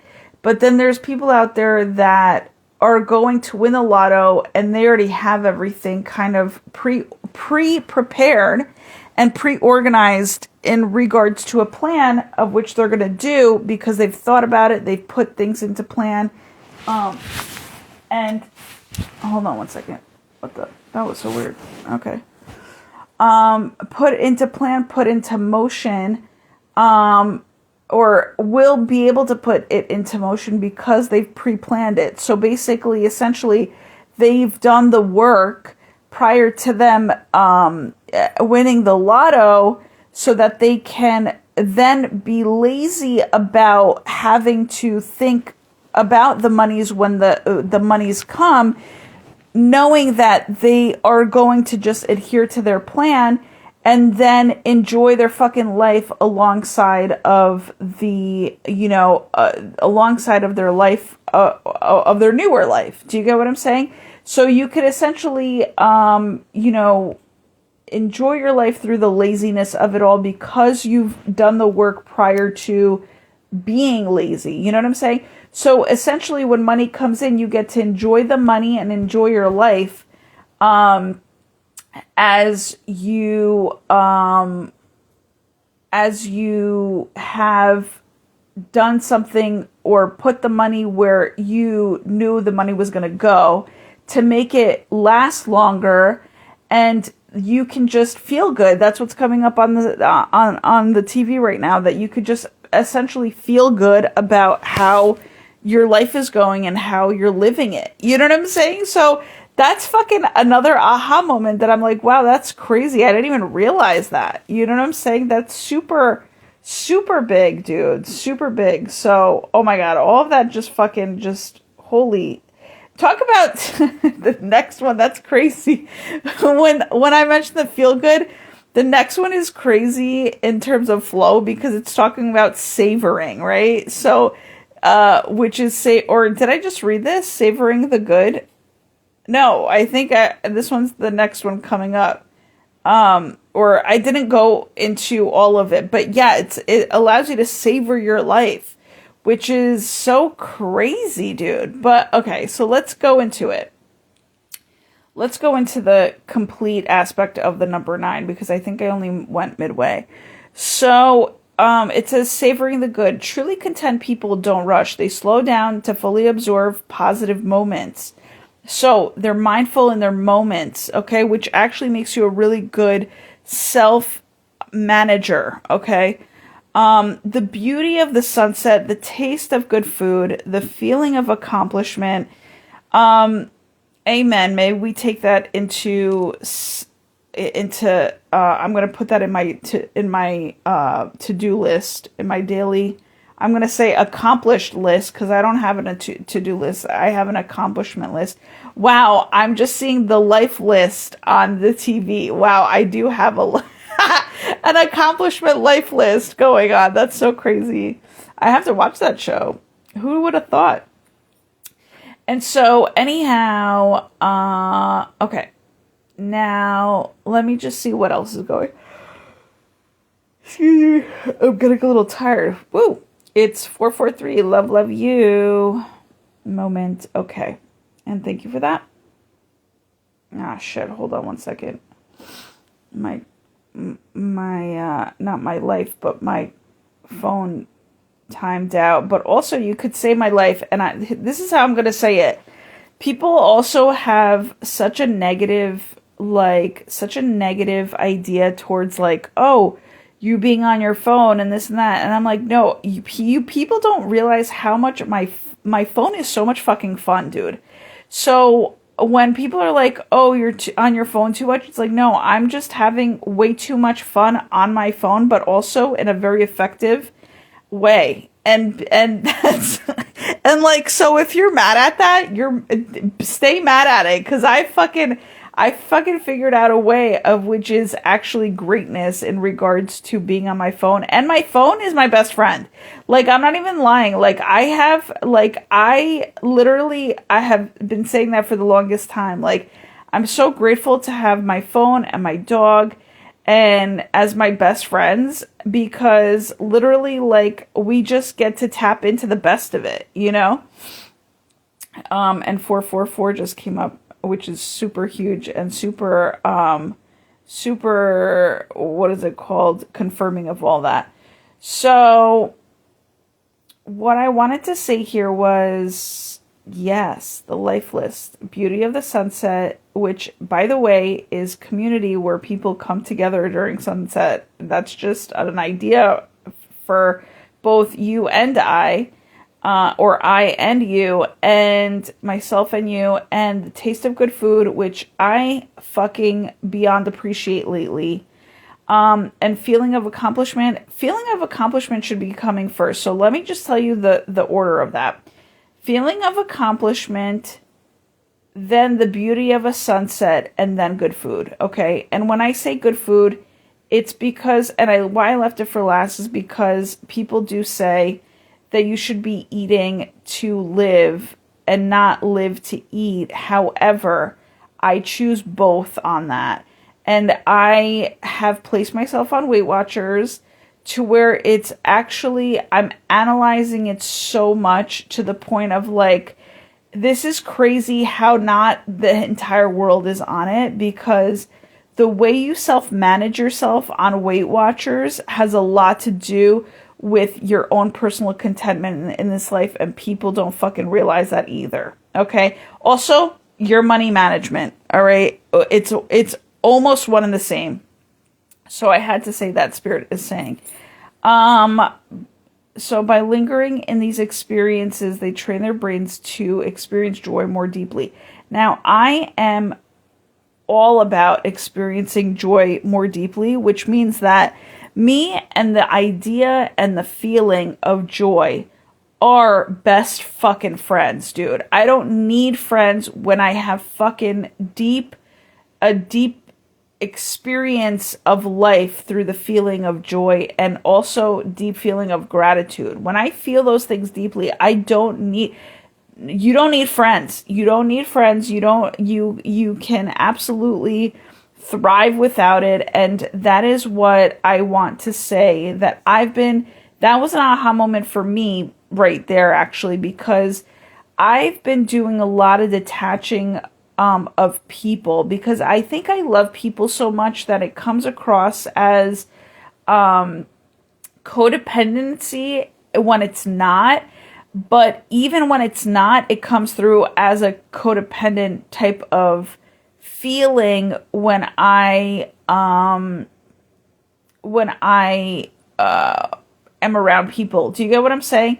So it's weird. I don't know why that is. Maybe I just have like a nurturing essence about me, but I have to really kind of reel that shit in when I'm around people, because quote unquote, they say it's uncool, but I'm willing to be uncool. However, not at the sacrifice of myself. So that's a huge aha moment for everybody out there, I feel, that needs to realize that it's like, nah, we're not gonna be. I need to know that I need to survive on my own. You know what I'm saying? And be that independent. So what I'm not going to do is I'm not going to have friends if friends are my weak spot, to where I kind of sort of not make myself codependent on them, but feel the codependency due to me feeling like I have a friend, if that makes sense. So the whole thing is, because what I will not be in this life, and what doesn't add to fucking contentment, is utilizing a person and or abusing a person for their whatever. Is it a skill? Is it their, love? Is it whatever they have going on that is of value? I'm never going to fucking utilize it, A, and use and abuse it, B, because also what I've noticed in this world is that you may see some gold in somebody else, and you might be coming from a genuine place where you actually feel like you can actually utilize them and their works, like you can boost them, right? In utilizing what they bring to the table, and yet you might be using it in a genuine way, but that person, if they are not up to par with their own self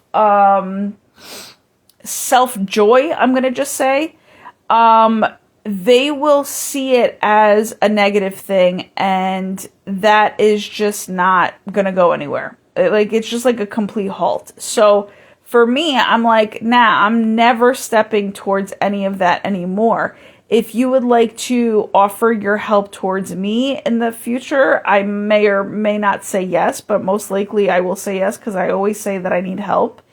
But I will never, I feel like even if I had the opportunity to have an intern, I'd maybe say yes to it, but there's still a lot of things that I'm like, I don't know about that. But I'd intern in a way where they have to understand that I'm also mentoring them. Do you know what I'm saying?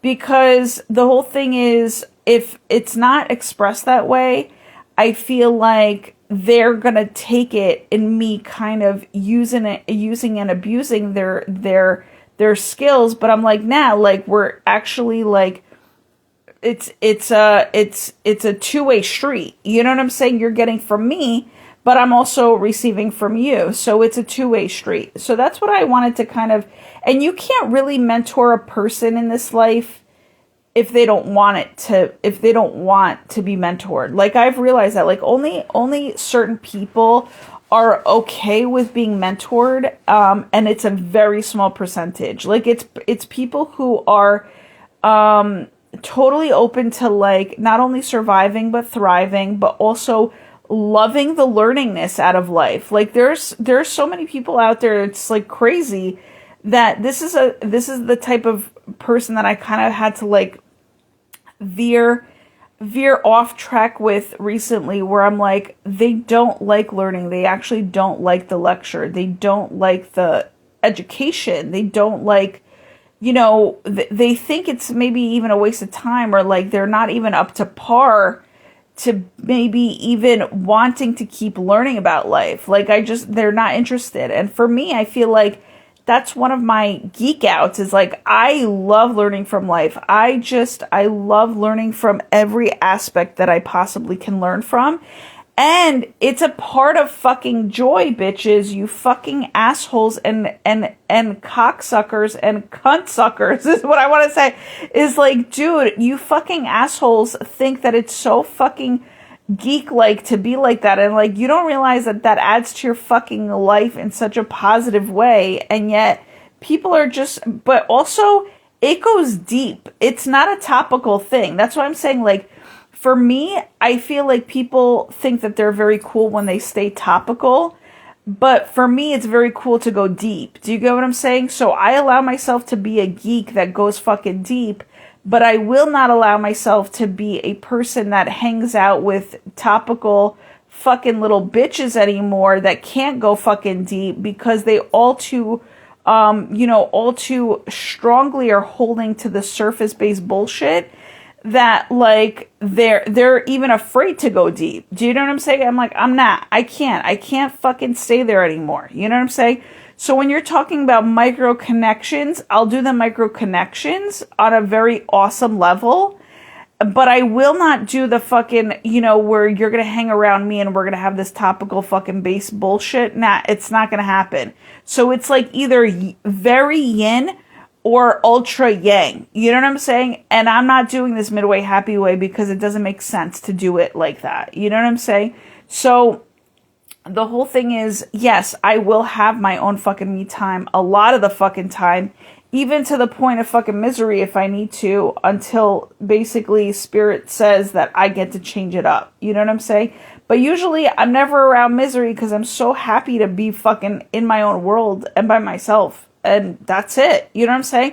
Like that, what I just described there is literally to replace the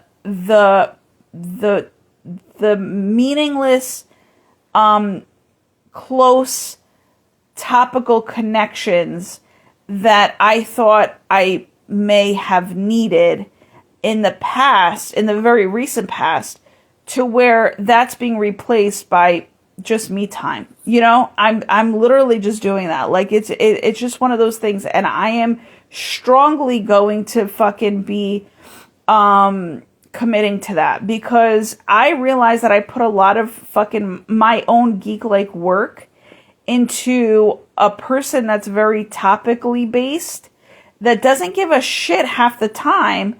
And my whole thing is like, why am I fucking doing that? Not doing that. I'm just gonna rest and fucking relax and do whatever the fuck intuitively I get to do, to kind of put more work into my life and to be more content, more happy, more joyous. Okay. Now there's a spiritual thing, by the way, that people don't like to say happy. Like there's something out there. I don't know. I learned from like a community-based friend that people are like, no, happy is not a good thing. To me, I haven't seen the fucking negative downfall on it, and I just see it as, to me, I see it as levels. There's contentment, there's happiness, there's joy, and so I don't, even as a midway, I don't see happiness to be like a low vibrational type of energy, you know what I'm saying? But some people see it as that. I don't know. Sometimes I can't get to the fucking joy, you know what I'm saying? So I have to accept contentment and happiness. I can't, no, and what I also wanted to say, sometimes as a content person or as a happy, like a genuinely happy person, I even can't get to the happy, as a midway happy way. So I have to be completely okay with genuinely being content and being completely fulfilled and having that be like a sufficed, level of life that I have attained, and that's it. You know what I'm saying? And sometimes a female bitch, can be all too exhausted to try to even, think bigger than contentment. So I'm just letting you guys know about that. That's all I gotta say. And yet and whenever, by the way, talking about savoring the good, there is so much to that in terms of being quiet and secretive in your life about like being like stealth in your savoring the good, because there are people out there that are not happy, for you, and they're gonna fucking diminish your fucking, you even trying to savor the good, that I absolutely side with experiencing my joy more deeply on a shielded and protected manner that is basically so much more stealth that I don't even have to share it out in the world, that essentially that this little blurb talks about experiencing joy and life more deeply. And I'm going to say, you know what? Experiencing just joy more deeply, life more deeply can be, well, maybe it's one and the same, maybe it's parallel, but also I can tell you that when you experience life more deeply, you do get to experience life in more of your joy, because when you embrace the fucking negative of life and you really fucking be with it and you really go walk through it, like not try to get over it, not try to get under it, but walk right through it, and deal with it at face value, you end up receiving more joy for sure, okay, in your life, because you've been willing to go so deep. So that's another reason why you need to be courageous with your life and also meaningful with your life, and also and those two, it's added up to just go more deeply into your life. And and that's basically what that means. Give me 1 second. I need. Oh my God, I'm so excited about my organizing, like, extra today, which I didn't even realize that just adds to, the joy and the pursuant of joy in this life, when really I was just so super content with it. But now I'm like, oh my God, all these reasons for it to like create like not just contentment, but amazing joy. That's to me is miraculous. And when I I just had a hiccup. When I tell you that I'm so happy, personally speaking, when and I'm going to say content and happy and joyous, like to be organizing, like as I'm in the flow, it checks off all the boxes. By the way, I'm going to be I don't know whether I should say, I'm going to be traveling for organization, okay? And I might be creating that type of content, but I might not.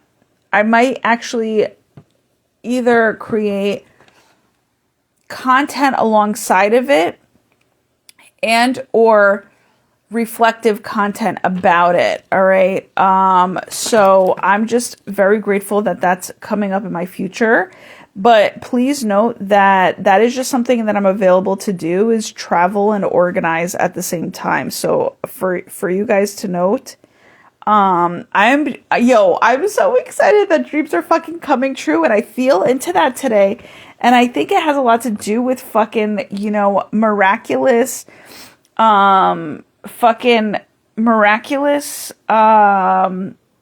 how do I want to say it? Like St. Patty's Day going on. You know what I'm saying? That's a big deal. That is a big deal. That energy is a big deal coming through. It's 4 times the love. Okay. It's 4 times the heart, creating a love and luck situation. You know what I'm saying? Oh, I love it. Okay. Which, by the way, was one of my favorite perfumes, Love and Luck, okay? Ed Hardy's Love and Luck perfume. That was, like, one of my favorite perfumes. Anyhow, because I love both. I do. But also luck and a part of contentment. So contentment and luck at the same time is a good character. People don't realize that either. And how that is well managed, and how that you're well behaved within your own life and outside in the world, it is a fucking super reflection on how your contentment and your joy works. And that chime right there was a confirmation of that. All right. So the last one says 10, pursuing meaningful progress. Okay. Now, meaningfulness, I've been talking about it a whole lot throughout this thing. I think it deserves its own point here, which is, you got to be meaningful in this life. You just do, in order to have contentment. If you're not, then you're not content. You're never going to fucking reach it. And that's the whole thing. So people need to get with it, So also, when you're meaninglessness, you're actually discombobulated, which adds to how you are disorganized. So just letting you know. That's another chime. That's another confirmation of that, the connections amongst all those, concepts. So number 10, pursuing meaningful progress. Content people are always celebrating the small wins along their journey. I do that with dancing. Okay. So I'm just telling you right now that that's how I do it. I do it with like a little wobble, a wiggle, and a jiggle. Like, honestly, I just do like a happy dance. You know what I'm saying?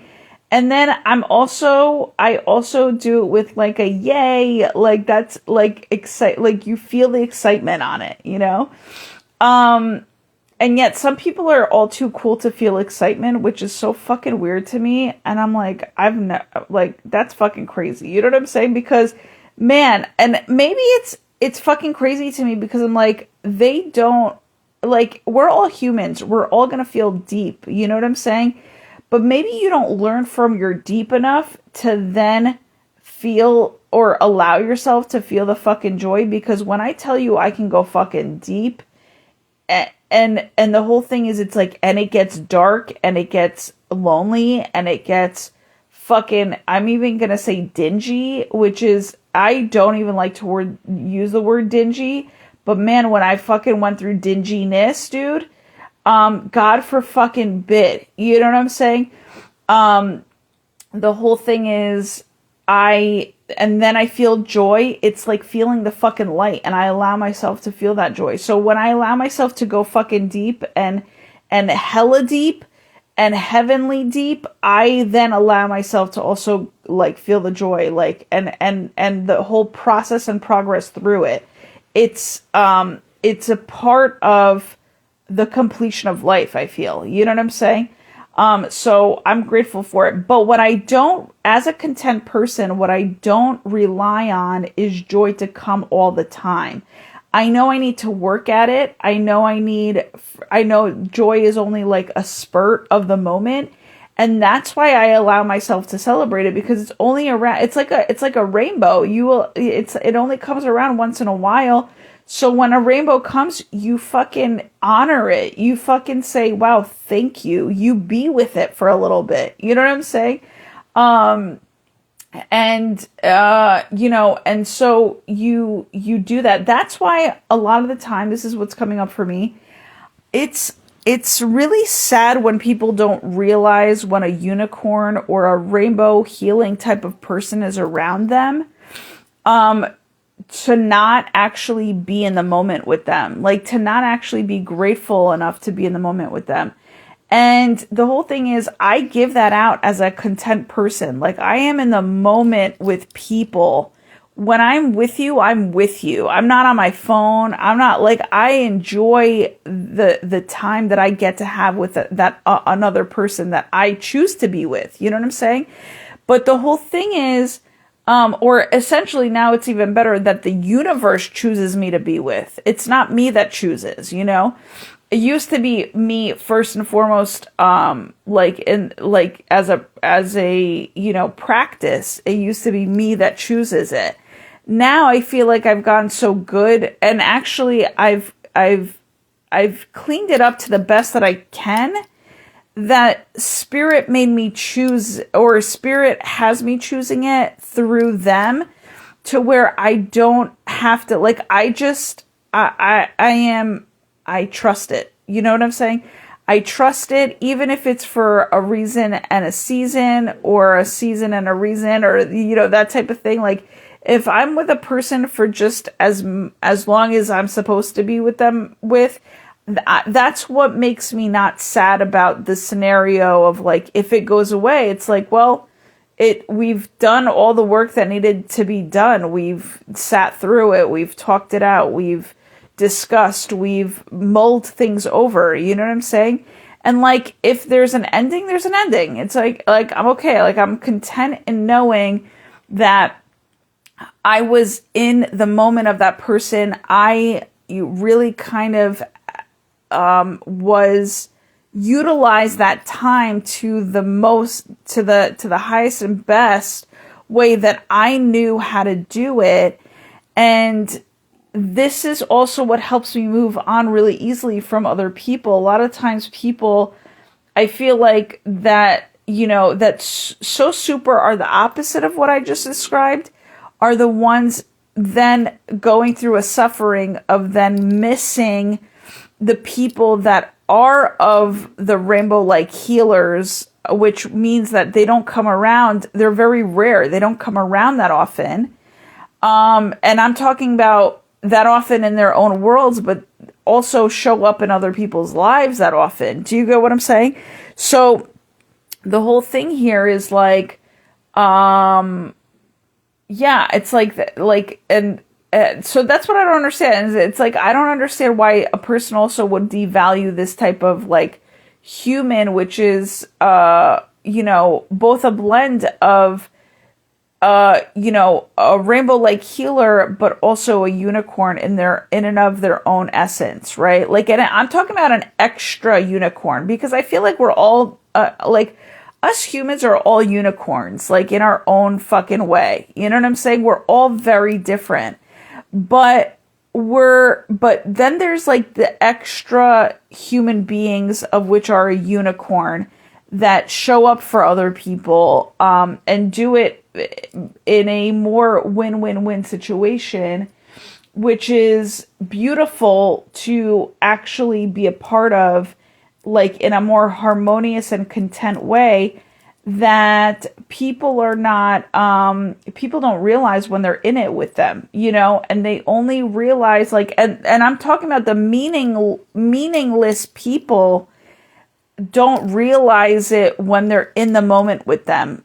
And yet and then towards the end of the ending, they'll have so much to say in a negative way, which is of the untruth, but yet it's only because they need to kind of grasp the aspect of they have something to say here and they have something to add here too.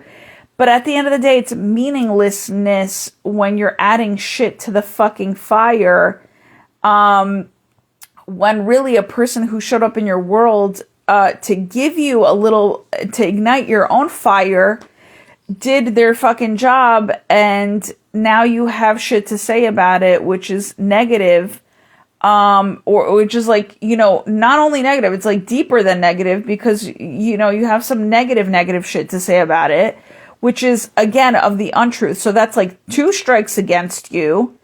And then it shows that you're ungrateful, which is 3 strikes against you. So it's like, damn, like, you know, just get real with yourself. Just fucking own yourself. Just fucking, you know, become meaningful within and of yourself, because that 3 strikes against you is not just towards the person that you think deserves it, which really they don't deserve it, but it's towards your own fucking karma, of which bounces off the content person and just and really kind of sticks back onto the person that kind of gave it to the wrong person. You get what I'm saying?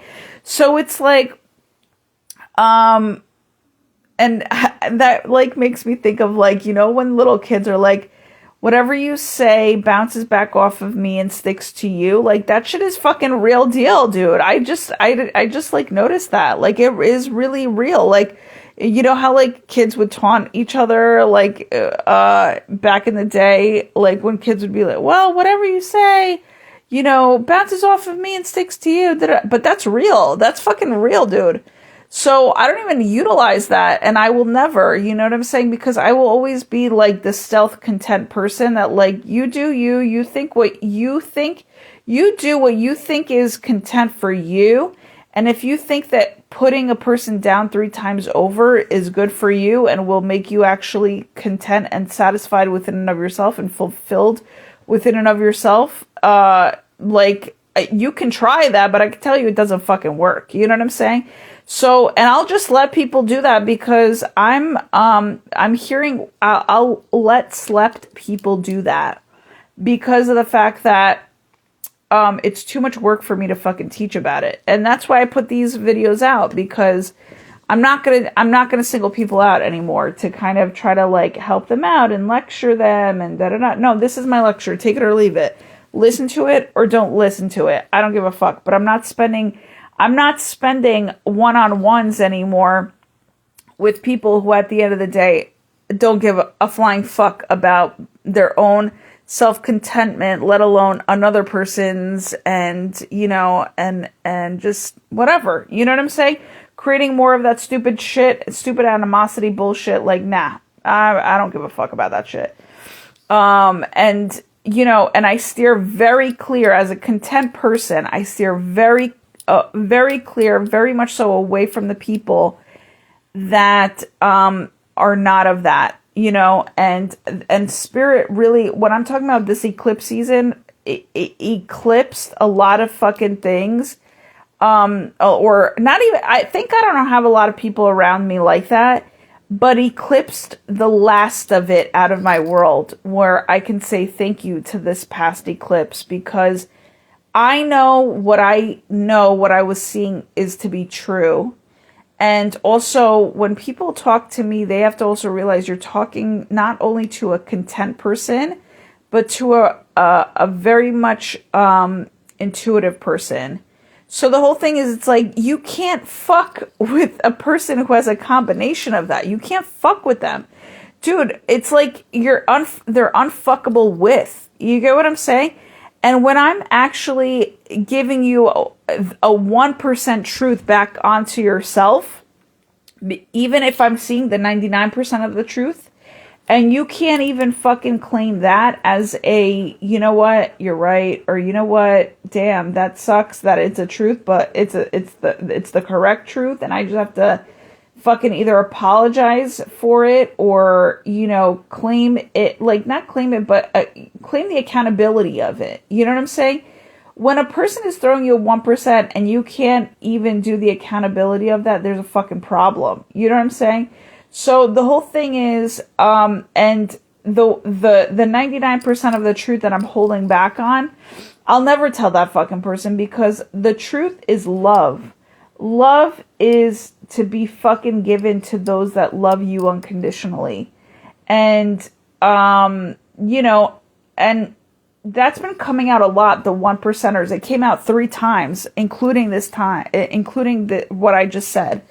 So 3 times over in the past, like 3 to 4 days, that has been coming out, the 1%er, and I'm like, yep, I am the 1%er, and I'm choosing to be that, and I'm okay with being that now, both in contentment and money wise, and people can fucking hate on me all they fucking want, and yet I'm gonna be stealth about it, like, and so stealth where it's like, you never will know when it's coming. You never will know. You'll never see it happening. You'll never even be in the fucking, you know, on the ends of it. You know what I'm saying? Because I'm going to be living that stealth that it's like, I'm just going to be living in sheer gratitude of it all. And that is it. That's my bottom line, you know? And, you know, and I'm just happy to be that, you know, I'm just happy to be the 1% in that. Like, talk about the unicorn, the extra unicorn, or extra unicornified is what came through just now. And being the extra, you know, rainbow dash healer is what I'm hearing, because a lot of the people who have that extra rainbow healing within them, they realize that their life dash makes sense. When I say that, there's a book out there, what are you doing with your life's dash, right? It's to create more meaningfulness in your life that you might want to even listen to, which I might actually listen to today, because I think it's so important. Just to kind of reiterate like what we were just talking about here, because I don't think I've ever read that book. It's either an article or a book, but I think it might be a book. Now that I have thought about it, man, I am so grateful to my angelic realm and to the world and to spirit and to just GUN, which is God, universe, and nature, that I feel such a sense of contentment and joy and fucking just really positive gains coming through in my future. Because, and I'm going to just end on this note, is because I've really done the work in making the uncomfortable happen to where I can then become comfortable and extra comfortable at that within and of my own self as a content person, and creating even more quality contentment throughout the bullshittery that I've had to fucking actually put myself or thrust myself forward onto, to make sure that it's done, even if it made me super uncomfortable, super uneasy. And I can tell you right now, there are people living in their comfort zones that I'm not jealous of. You know what I'm saying? I'm never going to be jealous of. And also, talk about jealousy. That is something that I mentioned in my prior podcast on here, that you need to go on a lifestyle diet of never ever being jealous of somebody in order to be continuously content with your own self and your own life. And that is bottom line truth.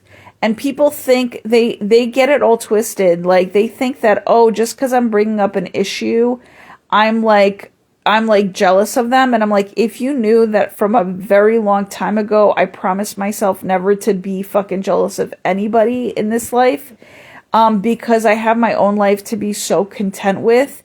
And I'm doing my best to be a builder of that. You know, it's on the other person's, you know, it's basically on it's on the other person in knowing that they don't have the last laugh in that. Do you know what I'm saying? Like, it's been kind of thrown onto them, thinking that it's that, like, I'm like a typical person. I'm not a typical person. You know what I'm saying? So the whole thing is, I definitely don't have that animosity towards other people. I just get fucking frustrated at, like, how sometimes the world is working negatively on positive people. Like, when I see a person with a whole lot of potential, and yet they don't see the potential in themselves, or they don't work positively towards building the potential up in themselves because they're all too comfortable, because they find that, like, oh, where they're at is like super comfortable, where they're at is like, you know, materially you're safe, you don't have to really do a whole lot, and yet you're discontent with your life. You know what I'm saying? Like, there's a fucking issue there then. You know what I'm saying? But, you know, and the whole thing is, I'm just grateful. And that's why I will always be fucking so severely grateful for have been brought up poor.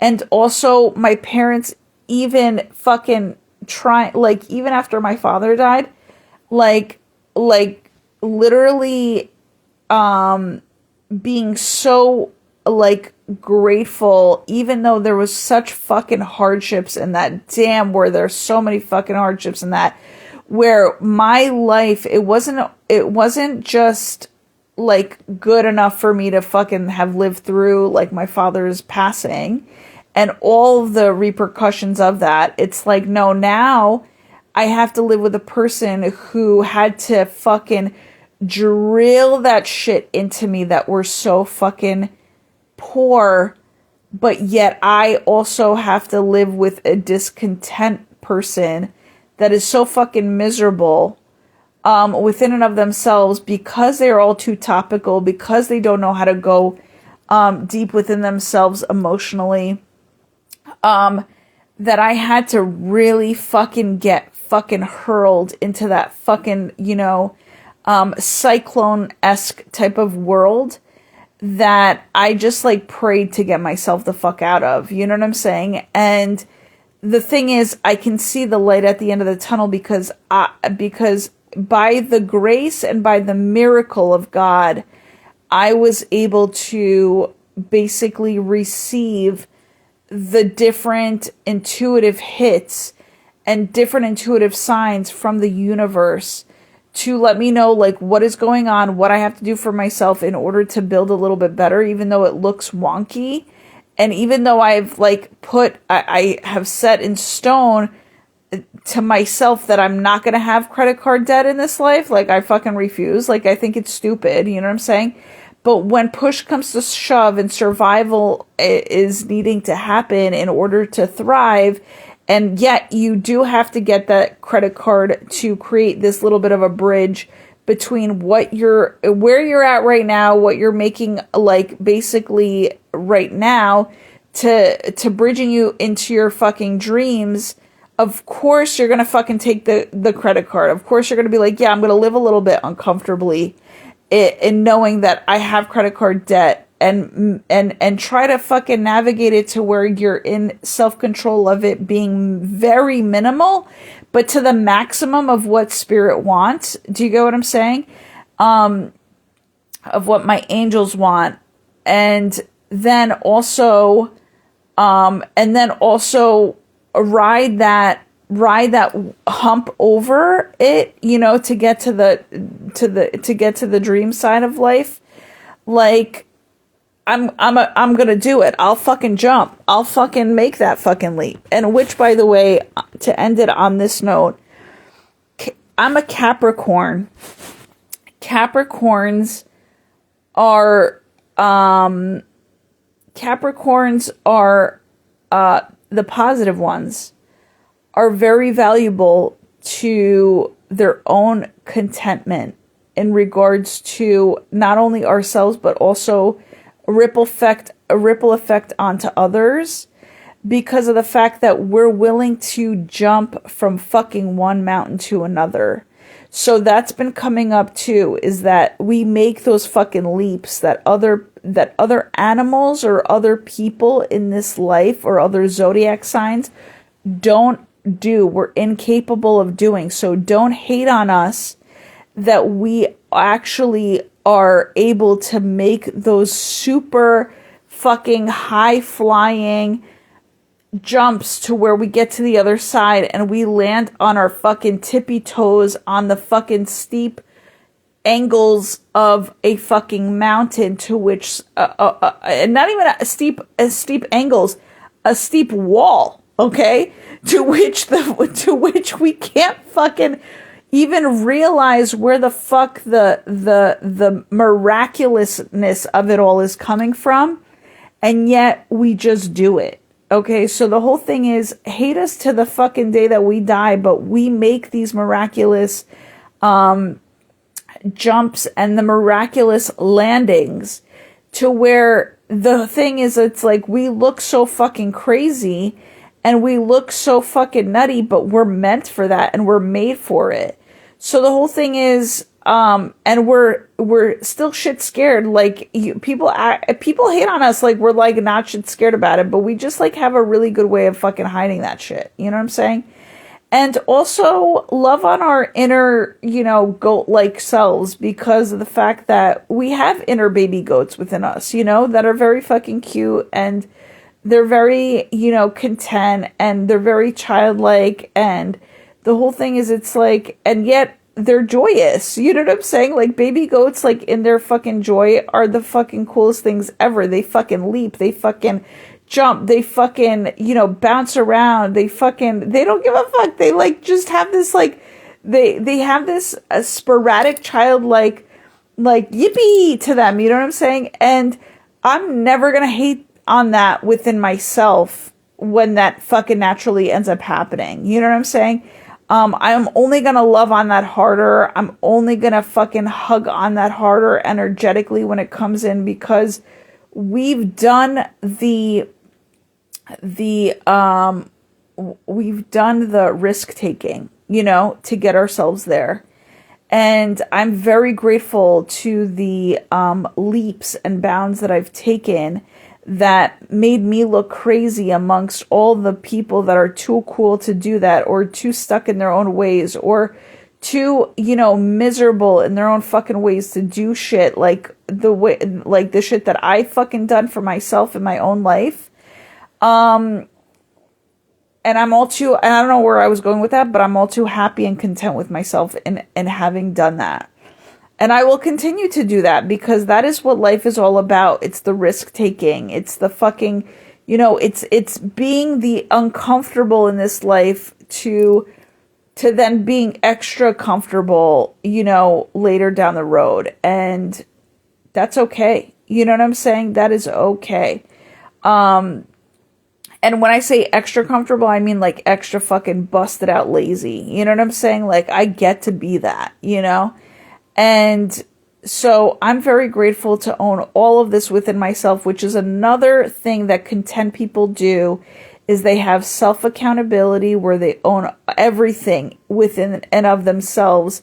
This way there is no embarrassment, and there is no maltreatment from another person that can ever fucking hurt them ever again in this life, so that they continue to go through life being unhurt and unsuffered by basically another person who tried to fucking take them down.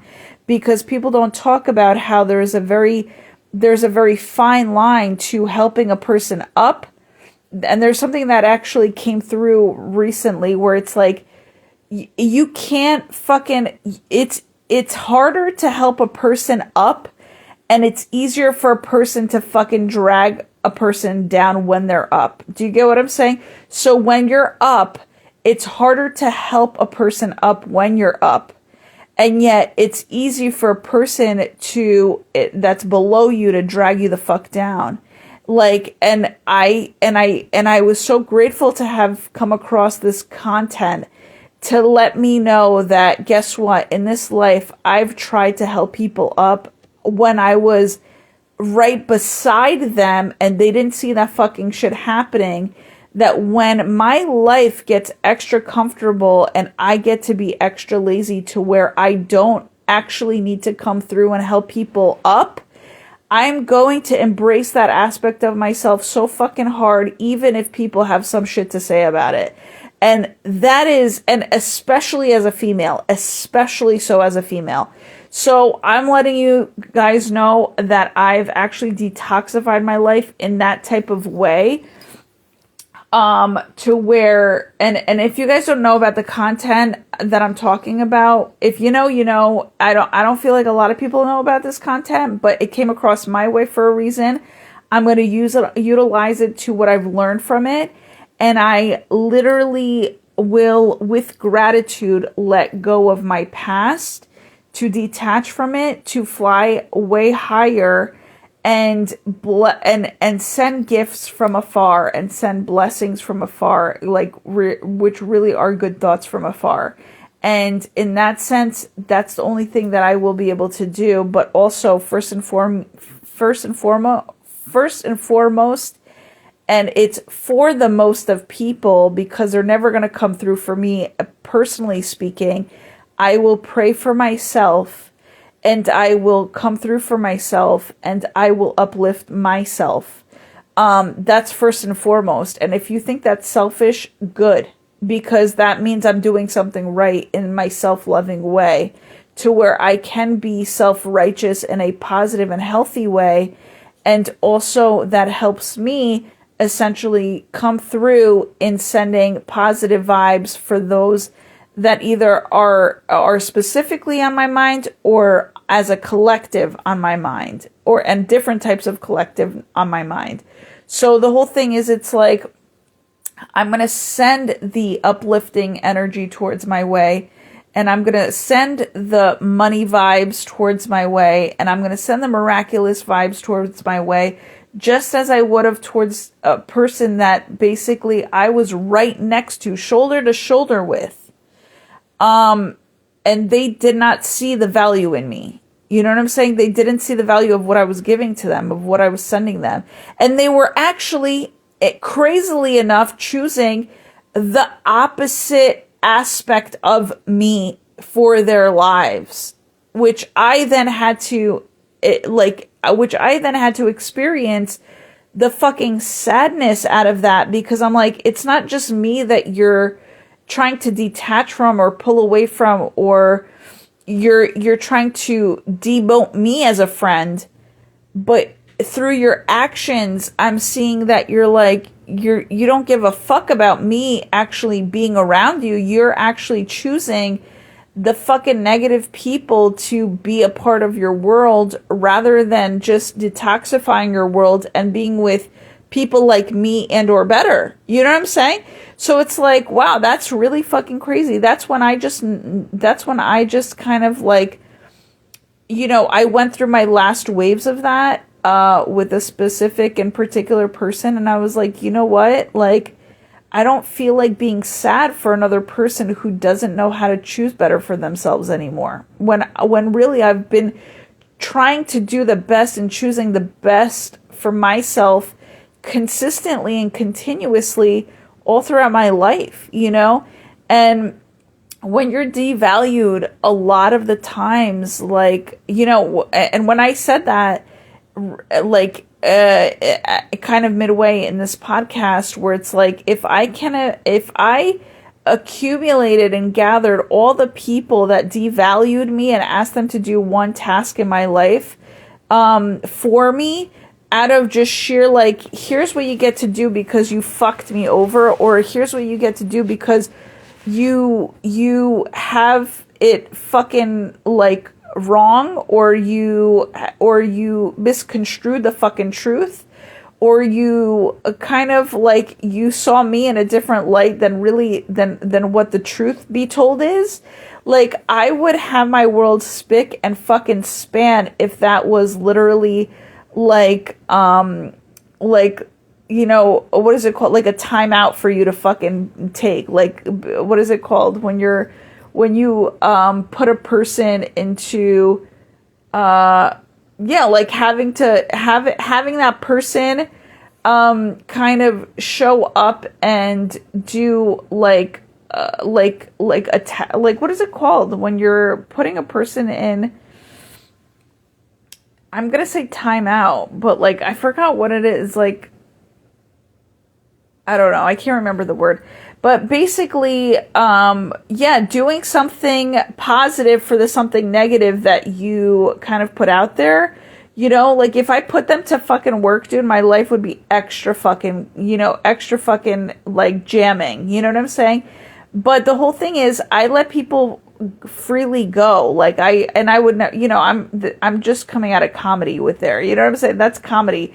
Like, if I were to put them to work for every fucking fucked up shit that they've done for me just to recalibrate themselves, and also to kind of have, like, what is it called? Like a community, when you go to jail, or like when somebody goes to jail and they have to do community work, like in order to kind of rectify their ways. Like, if I had somebody fucking rectify their ways by coming to kind of clean my world up for me and just helping me kind of keep it clean, like, and that would be my community fucking work for them. Like, that's what I'm talking about when it comes to comedy. Like, my world would be fucking clean, and this entire world, that whole, would be fucking clean, dude, because I would know how to fucking disperse, like, every fucking job out there that needs to be done, that needs to be worked on, so that we can reach, like, a perfectionistic type of world, and a world that kind of rolls continuously with that perfectification. You know what I'm saying? Perfectifying, whatever, so that maybe we can all have a fucking vacation. Yeah, absolutely. Then my life would be fucking spick and span, dude. But it's spick and span as it is in regards to the energy of it. You get what I'm saying? And then comes the physicality of it, because I'm a female. I'm a female that has to do the interior work first to then do the exterior work. You know what I'm saying? And that's just how it goes. But yeah, this is why when I'm with a divine masculine in the future, divine masculine needs to kind of make sure that, we pay for a divine, our basically home together, okay, needs to be fucking spick and span and well kept. You know what I'm saying? Because it's the physicality of it, So, which is both interior and exterior. So, because I can semi keep up with it, which is once it's deep cleaned, I can definitely keep up with it as a semi keep up with it. But I'm at the point where I am so fucking exhausted, that, we're gonna need somebody to come in and do shit. You know what I'm saying? It's just all too helpful for me, and I absolutely choose to utilize that what is it called? That not only that skill set that somebody has, but to pay for that type of help for somebody to come in and just fucking help me with that, because yeah, there's like all too much going on in life. That a bitch needs help with it. A bitch absolutely needs help with life, and that's just to make it as good as it can get, and or better. So I'm excited. Like, I'm excited that that's going to be a part of my world in the future. And also I'm going to put it out there too. I'm excited to have a brand new home. DJ Khaled said it best. All new things. Dude, when I'm telling you, that's exactly what it is. I am so excited to have a brand new house, basically like all new house, in terms of like from the bottom up, from the fucking, from the plumbing up, like that type of thing. Like, I am excited, dude, because I'm excited to not only clean that shit and foundationally, and then have people come in and help me to do it. But I'm just excited to be a part of that new world, that new positive, clean, and continuously clean world, to where it's like a pride and joy, and also a simplified world, man. You have no idea. I'm excited to show like the world how I truly live in the future. And I'm excited about, like, that's so exciting to me, so that's just something for y'all to note, that is going to be coming up in the near future. And I say that because that was definitely angel sent when I said it that way. And so, in conclusion, let me just see okay. Let me just see if I read this whole thing. It says, pursuing meaningful progress. Content people are always celebrating the small wins along their journey. Which is, by the way, feeling the joy of what is also to come, due to the fact that you've done so well with your small wins that you've already acknowledged. So it's kind of like the blend of the two. I love it. It's like enjoying your journey, but also blended with the joy of your journey. It allows you to look forward to like even better things. And that is essentially in and of itself the small wins along your journey, So they understand that the sense of forward momentum itself generates more joy. That's why I'm always about forward movement. Always. Movement in and of itself, because I'm just built that way, but also forward movement and what will bring progress. And I love that shit too. Evolution, I love that shit. They understand that the sense of forward momentum itself generates more joy than reaching the final destination ever will. Now that is an aha moment, because that goes to show me that I've actually been doing what I've been needing to do all up until now. And it changed my perspective on things, because that is the perspective that I needed to change into, is like, I've been doing all of what I've been needing to do all up until now. And also, the final destination will be the final destination as a good thing.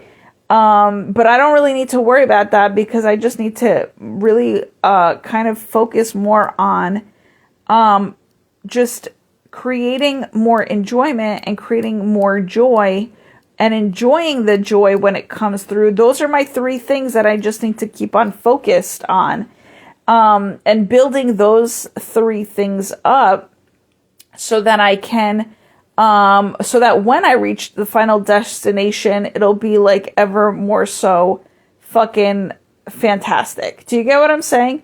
So I'm grateful for the final results that end up being that, all in pure kind of giving that over to the divine of what they want, whatever they want to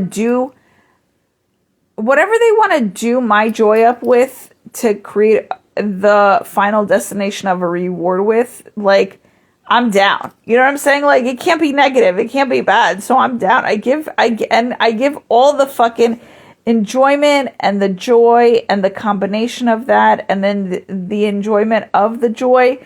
I give it all to the creator, all of it. I'm so very grateful for that. So the happy mindset, this is how Jessica Weiss, the person that has written this article, ends the article on this note. Okay, so she ends it with this note. All right, so it says, the happy mindset, the people I've met who have true joy, and that's what it's taught. True joy is that what I'm talking about when it comes to the, the authenticity, the quality, the integrity. That's the trueness of it all. Okay. That's when you say true joy, that's exactly what true joy is. So that's what the true and true joy is. The combination of those 3. It says, the people I've met who have true joy in their lives don't view happiness in terms of a spotlight moment, the standing ovation, the milestone achievement, or the perfect day. Hold on.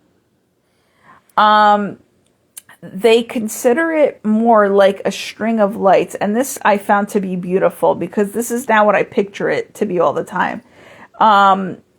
They consider it to be more like a string of lights. Each small bulb might seem insignificant on its own, but together they create something magical. And that's the magicalness of the journey. And also, the string of lights is like, basically, the joy is the lights on the string of lights. And in between the two lights on the string of lights is the enjoyment of it all.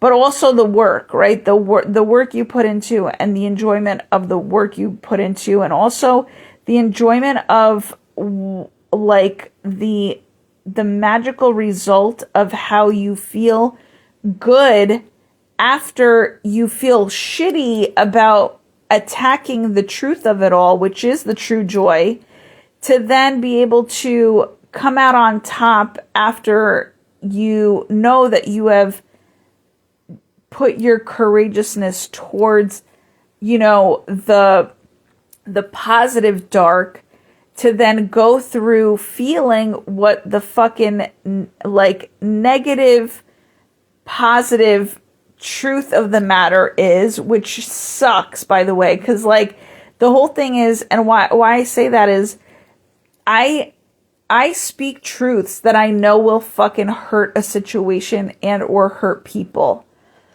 I then empathically feel how much that fucking shit sucks in order to get through it, and in order to feel the contentment of the freedom of it all.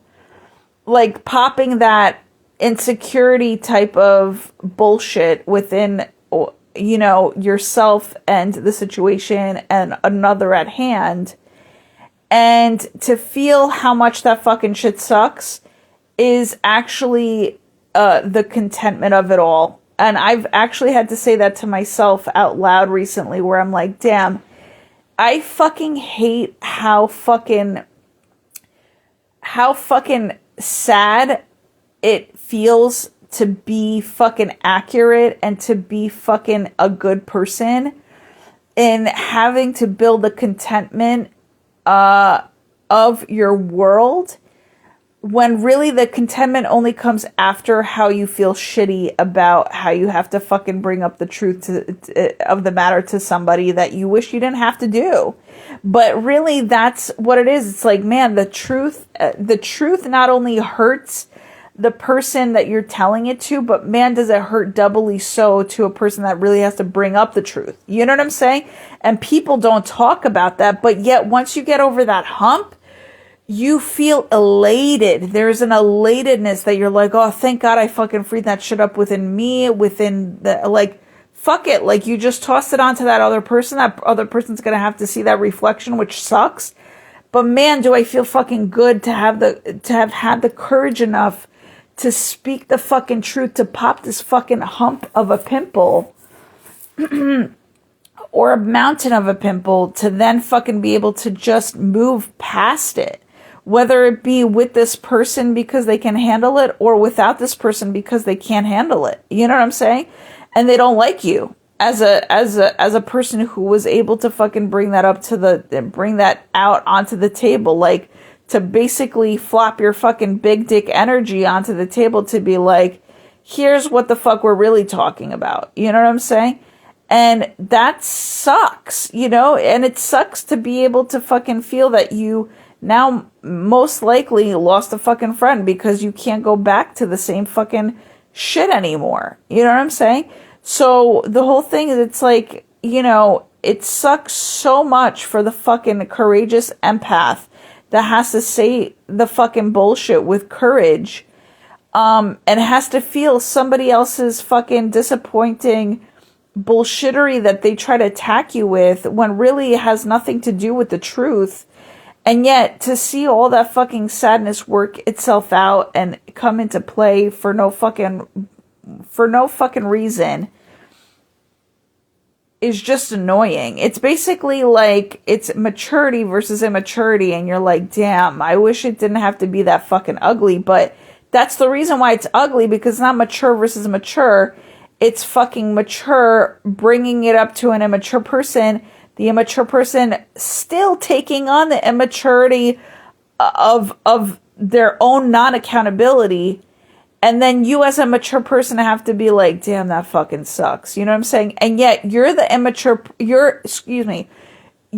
as the courageous person are the mature person who then acknowledges within and of yourself that you're choosing not to be cool in this life, but yet as a mature person, you're the coolest fucking shit in this life. Isn't that fucking weird? Isn't that fucking weird? All right. So Spirit has me talk a lot about this fucking whole thing, and I'm tired, but I'm also at the same time, I'm thrilled. So basically, she ends on this note also: start with just one of these small intentional happiness habits today, and watch as your capacity for flourishing, satisfaction, and contentment grows over time. And really, I want to say they're very small joy habits. They're not even happiness, they're joy habits. Yeah, so the whole thing is, and they're contentment habits, right? Contentment habits are like mini joy, and that's what I'm about. I'm about the mini joy, and you know, it's mini joy, and then it's most likely medium joy, and then it's joy. You know what I'm saying? It's the yang joy. So the happiness, I guess, is like the medium joy, you know. But when I tell you I'm all about the mini joys, or did I say the happiness is the medium joys? Yeah, I think I did say that. And so so contentment is medium joy, and I am so fucking thrilled to have worked towards my mini joys in this life, that I can easily fuck off, and not fuck off in a negative way, but just be able to not acknowledge it as a part of my life or something that I'm trying to attain as a part of my life. When speaking about happiness, which is the medium joy, into the yang joy, which is the joy, the epic joy. I really am okay with dismissing both of those two levels so that I can just stay with the contentment joy and really be committed to that mini joy in my life, because I do want to say that out of experience, your dream life, essentially, when you step into your dream life, I think that's how you know you're connected to your medium and extra joy. Like your medium joy and your extra joy is when you know you stepped into your dream life. You know what I'm saying? And the mini joy or the contentment is what I like to work with just on a continuous basis. It's like a generator within me. I just like to use it as a it's a regular, it's a common thing. It's my habit. It's my hobby. And I just stick to that, and I choose to celebrate anything above that, ever more so when it does come in, but I don't rely on it. I don't expect it even. Let's put it that way. I don't ever want to expect it. It's just something that if it naturally comes, I'll be like, yo, that's so fucking fantastically cool. Do you get what I'm saying? And I get to be extra excited, and I'll live in that for as long as that moment lasts. But I am so content with the mini joys. And that's why I feel like I needed to bring myself to you guys today. In this kind of very valuable podcast, to let you know that here's where I'm at, here's where you could be at, and it's okay to be in your content mode and just work at that each and every fucking day. And here's how to fucking do it. And here's what to dismiss. And here's what to be in lifestyle of, you know what I'm saying? To then create and generate more of it. And then that'll kind of, catapult you into, just different levels of joy, in your future. But there's a natural kind of, evolution to it, or an extraction to it, that you just have to kind of be in the waiting period of it all, or the waiting wing of it all.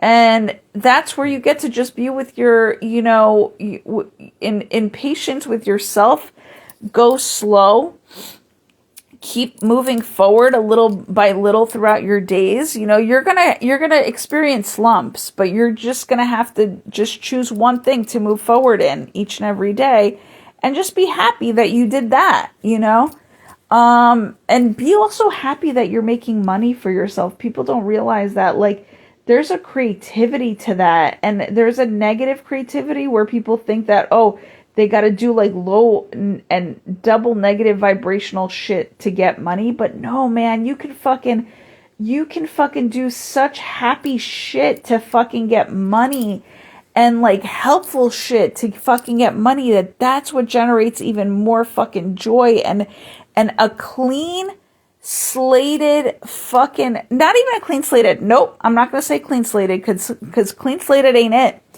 Clear conscience is the foundational fucking, the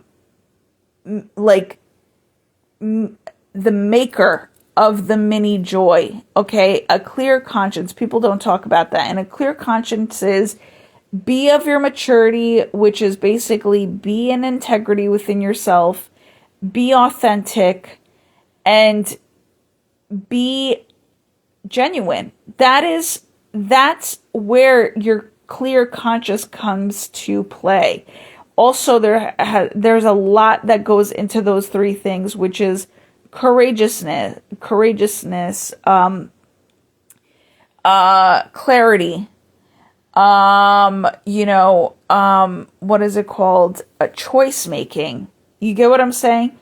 And a lot of speaking about the fucking issues that are bothering you, to then transmute them, like hear yourself transmute them into something far stronger, within and of yourself, so that you can generate more positive things with that strength that you've transmuted, that weakness or that bullshittery that bothers you, so that you can move on in your life with knowing that you're like, oh my God, hey, like, shit, that was bothering me so hard. Now that I transmuted it into this, it made my life so much easier, and I'm like married to it. I'm committed to it now. Like, it levels you up, and I'll never do anything. That's why I said I'll never use and abuse people, and I'll never utilize people again, because people are taking it, they're misconstruing it, they're taking it in a crooked way.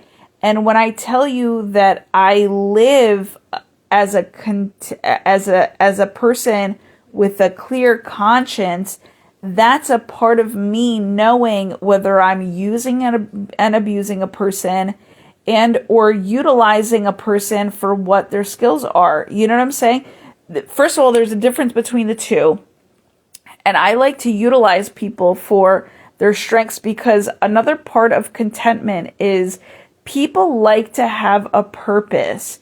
And I've always said that. So many cultures are like, oh, don't make your grandma, sweep the house or whatever. And when I tell you, kids and the elderly love to feel fucking helpful, because they feel purposeful. They feel like they're bringing a purpose to some, whatever the case may be. Also, people on the spectrum understand that. Like, people on the spectrum are very happy, and they understand that. Like, if Love on the Spectrum, there is this guy, what is his name? Taylor, or Taylor, I think it's Taylor.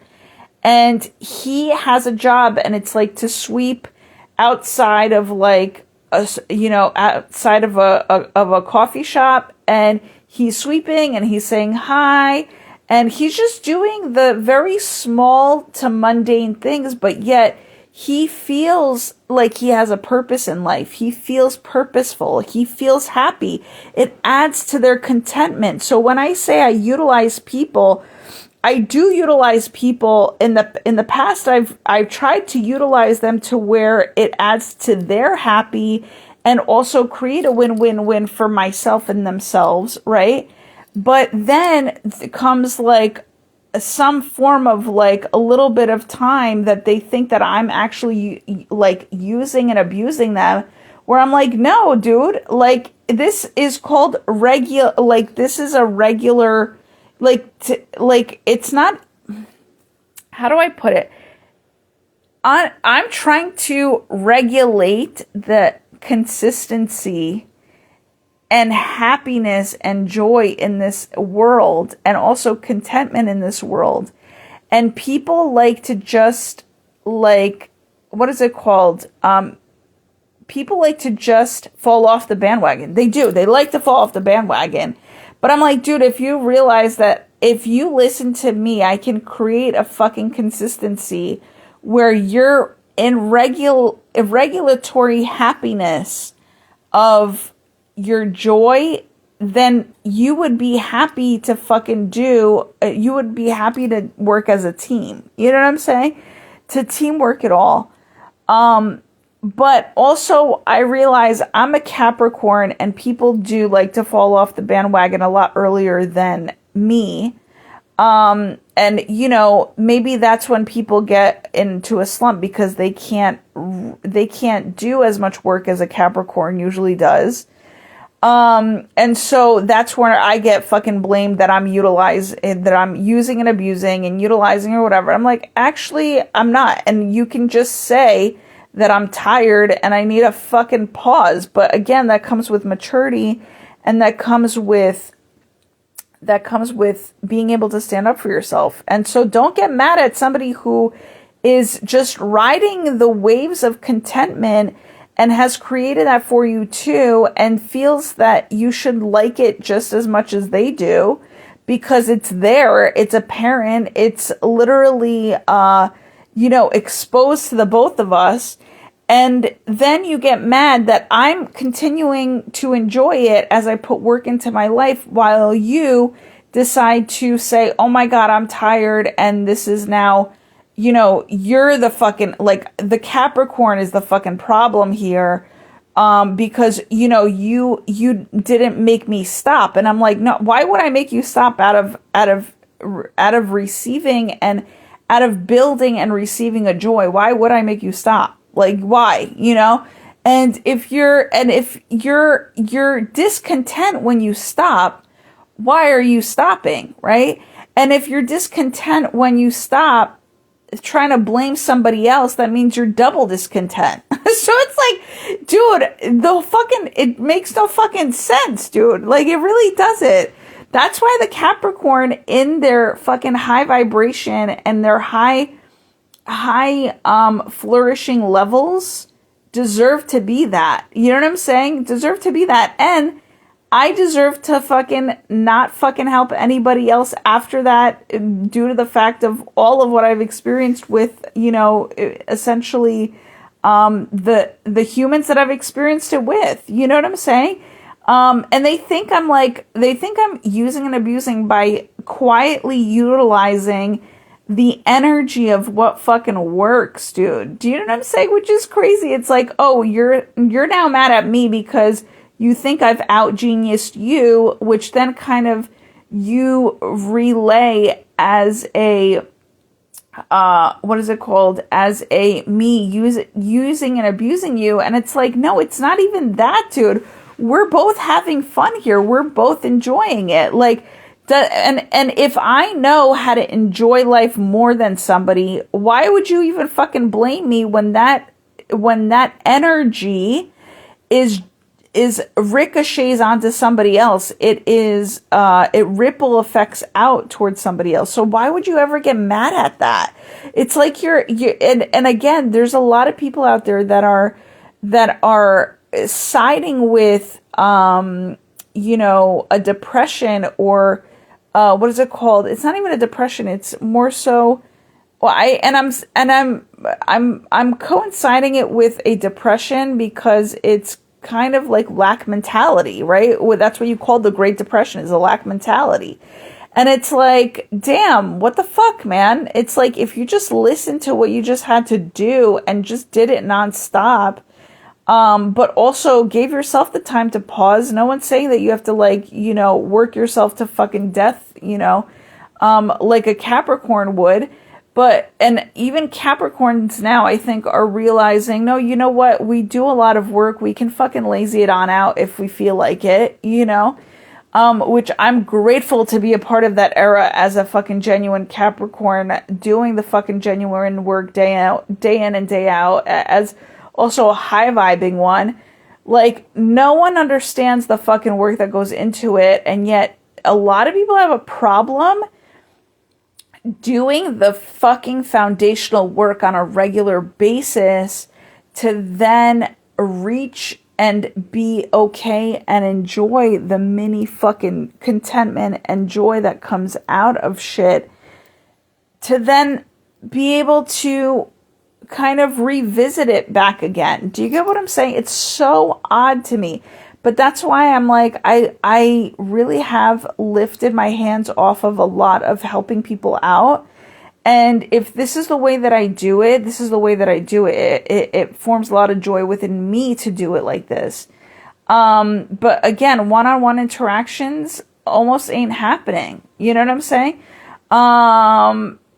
And that's because it just doesn't work for me. It doesn't work for me on a quality level anymore, And I'm not, and also I'm not willing to wait for people to, or I'm not willing to wait for good people to realize the extra value that's standing right next to them. Do you get what I'm saying? Because good people also can definitely not recognize the value that's standing next to them, and they will actually even choose the complete opposite of it just by you observing them as a good, like, as a extra valuable person. Like, they'll fucking choose the complete opposite, and you're like, why the fuck would you do that? Like, I'm literally a chance, like, I am a type of person who is essentially shows up in your world for you to actually be given the chance to choose more joy.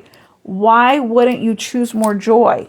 Why? Because it takes work to do it? Because you compare yourself to it? Because of all the, like, you're unhappy about it? You're unhappy for yourself about it? Or, like, you're unhappy, with yourself, and also unhappy towards somebody else because they've created it? Like, that's crazy. Instead of just choosing fucking the person next to you and being, like, intrigued and, like, like learning from that person and wanting to hear what they have to say, and like, that's crazy to me that people would not utilize the time spent with an extra joyous person, and yet would rather do all the insecure and fucking immature shit to kind of even not be worthy of it. You know what I'm saying? Instead of fighting your non-worthiness towards it, you're literally siding with your non-worthiness to then go further the fuck away from it, which is not, it's nutty to me. It's nutty because it's very common sense, but it's, maybe common sense, maybe worthiness is tied to common sense is what I wanted to say. And if people don't have the common sense to choose worthiness, then, like, what the fuck, as a worthy person, what the fuck are you doing next to these fucking people? You know what I'm saying? As a common sense person who has worthiness, or has one or the other, doesn't fucking matter. You know what I'm saying? Why are you standing next to these people? You have to question yourself with that. And that's what came up for me recently, where I'm like, wow, like, my mind has fucking been mind blown with this fucking, full moon eclipse that came through. So the whole thing is, it's like, thank you, full moon eclipse. I really appreciate you for perfectifying my life in a way that needed to be perfected so that, I can live better. Because even if it's sad, even if it's like you're experiencing an ending, you're essentially allowed to, see what the new beginning is all about and celebrate that. And that's fine for me. Like, I'm happy, I'm happy with that.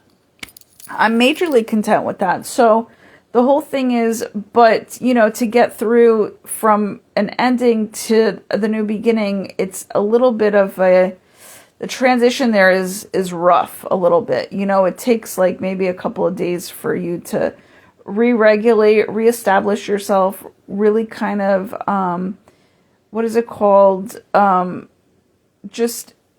guess, feel the feelings, feel the sadness, and then feel the depthness of it, and then just kind of have life have its way with you for a second there, and then you can absolutely come back out on top with, your own personal energy, being being able to uplift you as a, mini content person. You know what I'm saying?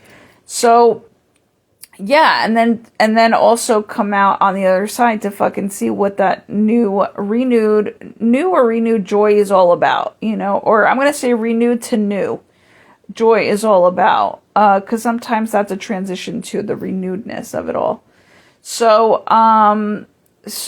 yeah, because a renewedness also is like an uncovering of sorts. So, and also your energy has to get acclimated to, like, that's why time is so beautiful, because your energy can get acclimated through time towards what the beauty of life is to come next. You know what I'm saying? For you to get prepared, for you to get ready, for you to get acclimated, aligned with it, and then it's like super flow and go. You know what I'm saying? And I love that shit. I love that so much. So I am going to take off now, I think. Am I done, A-Team? Yes. Okay. They think I'm done too, so I'm so very grateful for that. And so have such a great day. Thank you so much for hearing me out. And yeah, well, I'll come back to you guys soon. I'll come back on soon.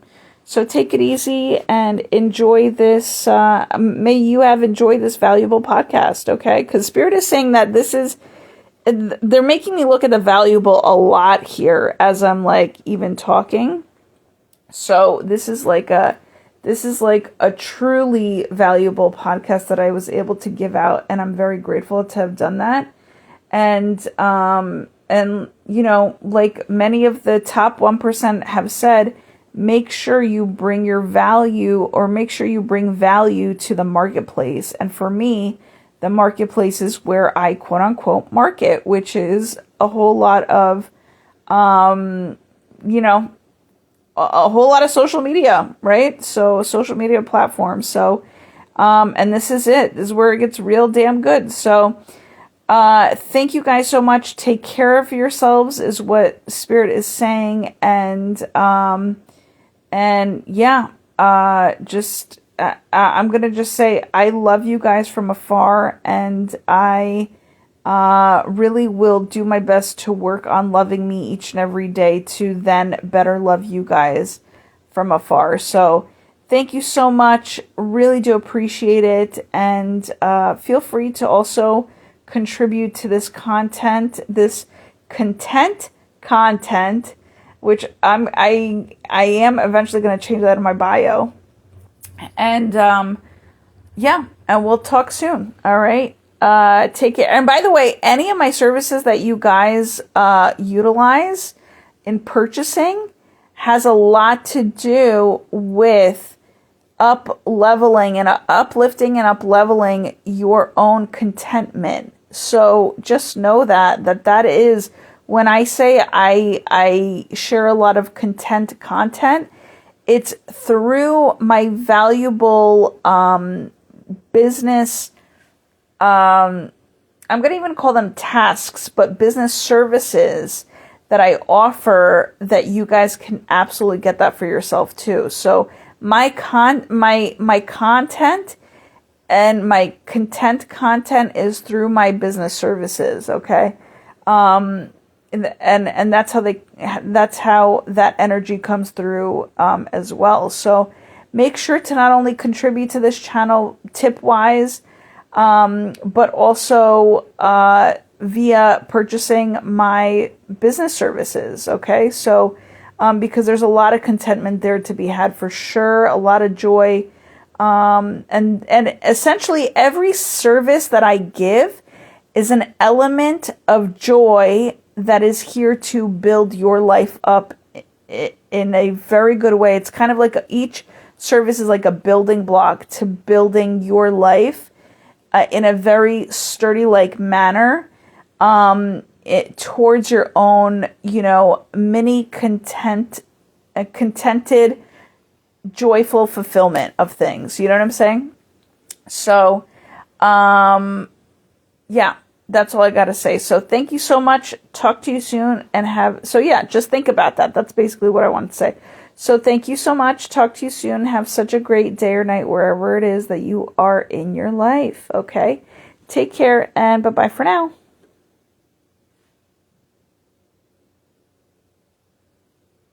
By the way, I meant to say wherever you are in this world, enjoy the day or night wherever you are in this world, but also enjoy the fucking phenomenality and the miraculousness of your life always, because that's super major, and what a super fucking gift and blessing that is, okay? So, and always treat that gift with respect, all right? So, Thank you so much. Talk to you soon. Have such a, enjoy the rest of your time on this earth. Okay, bye.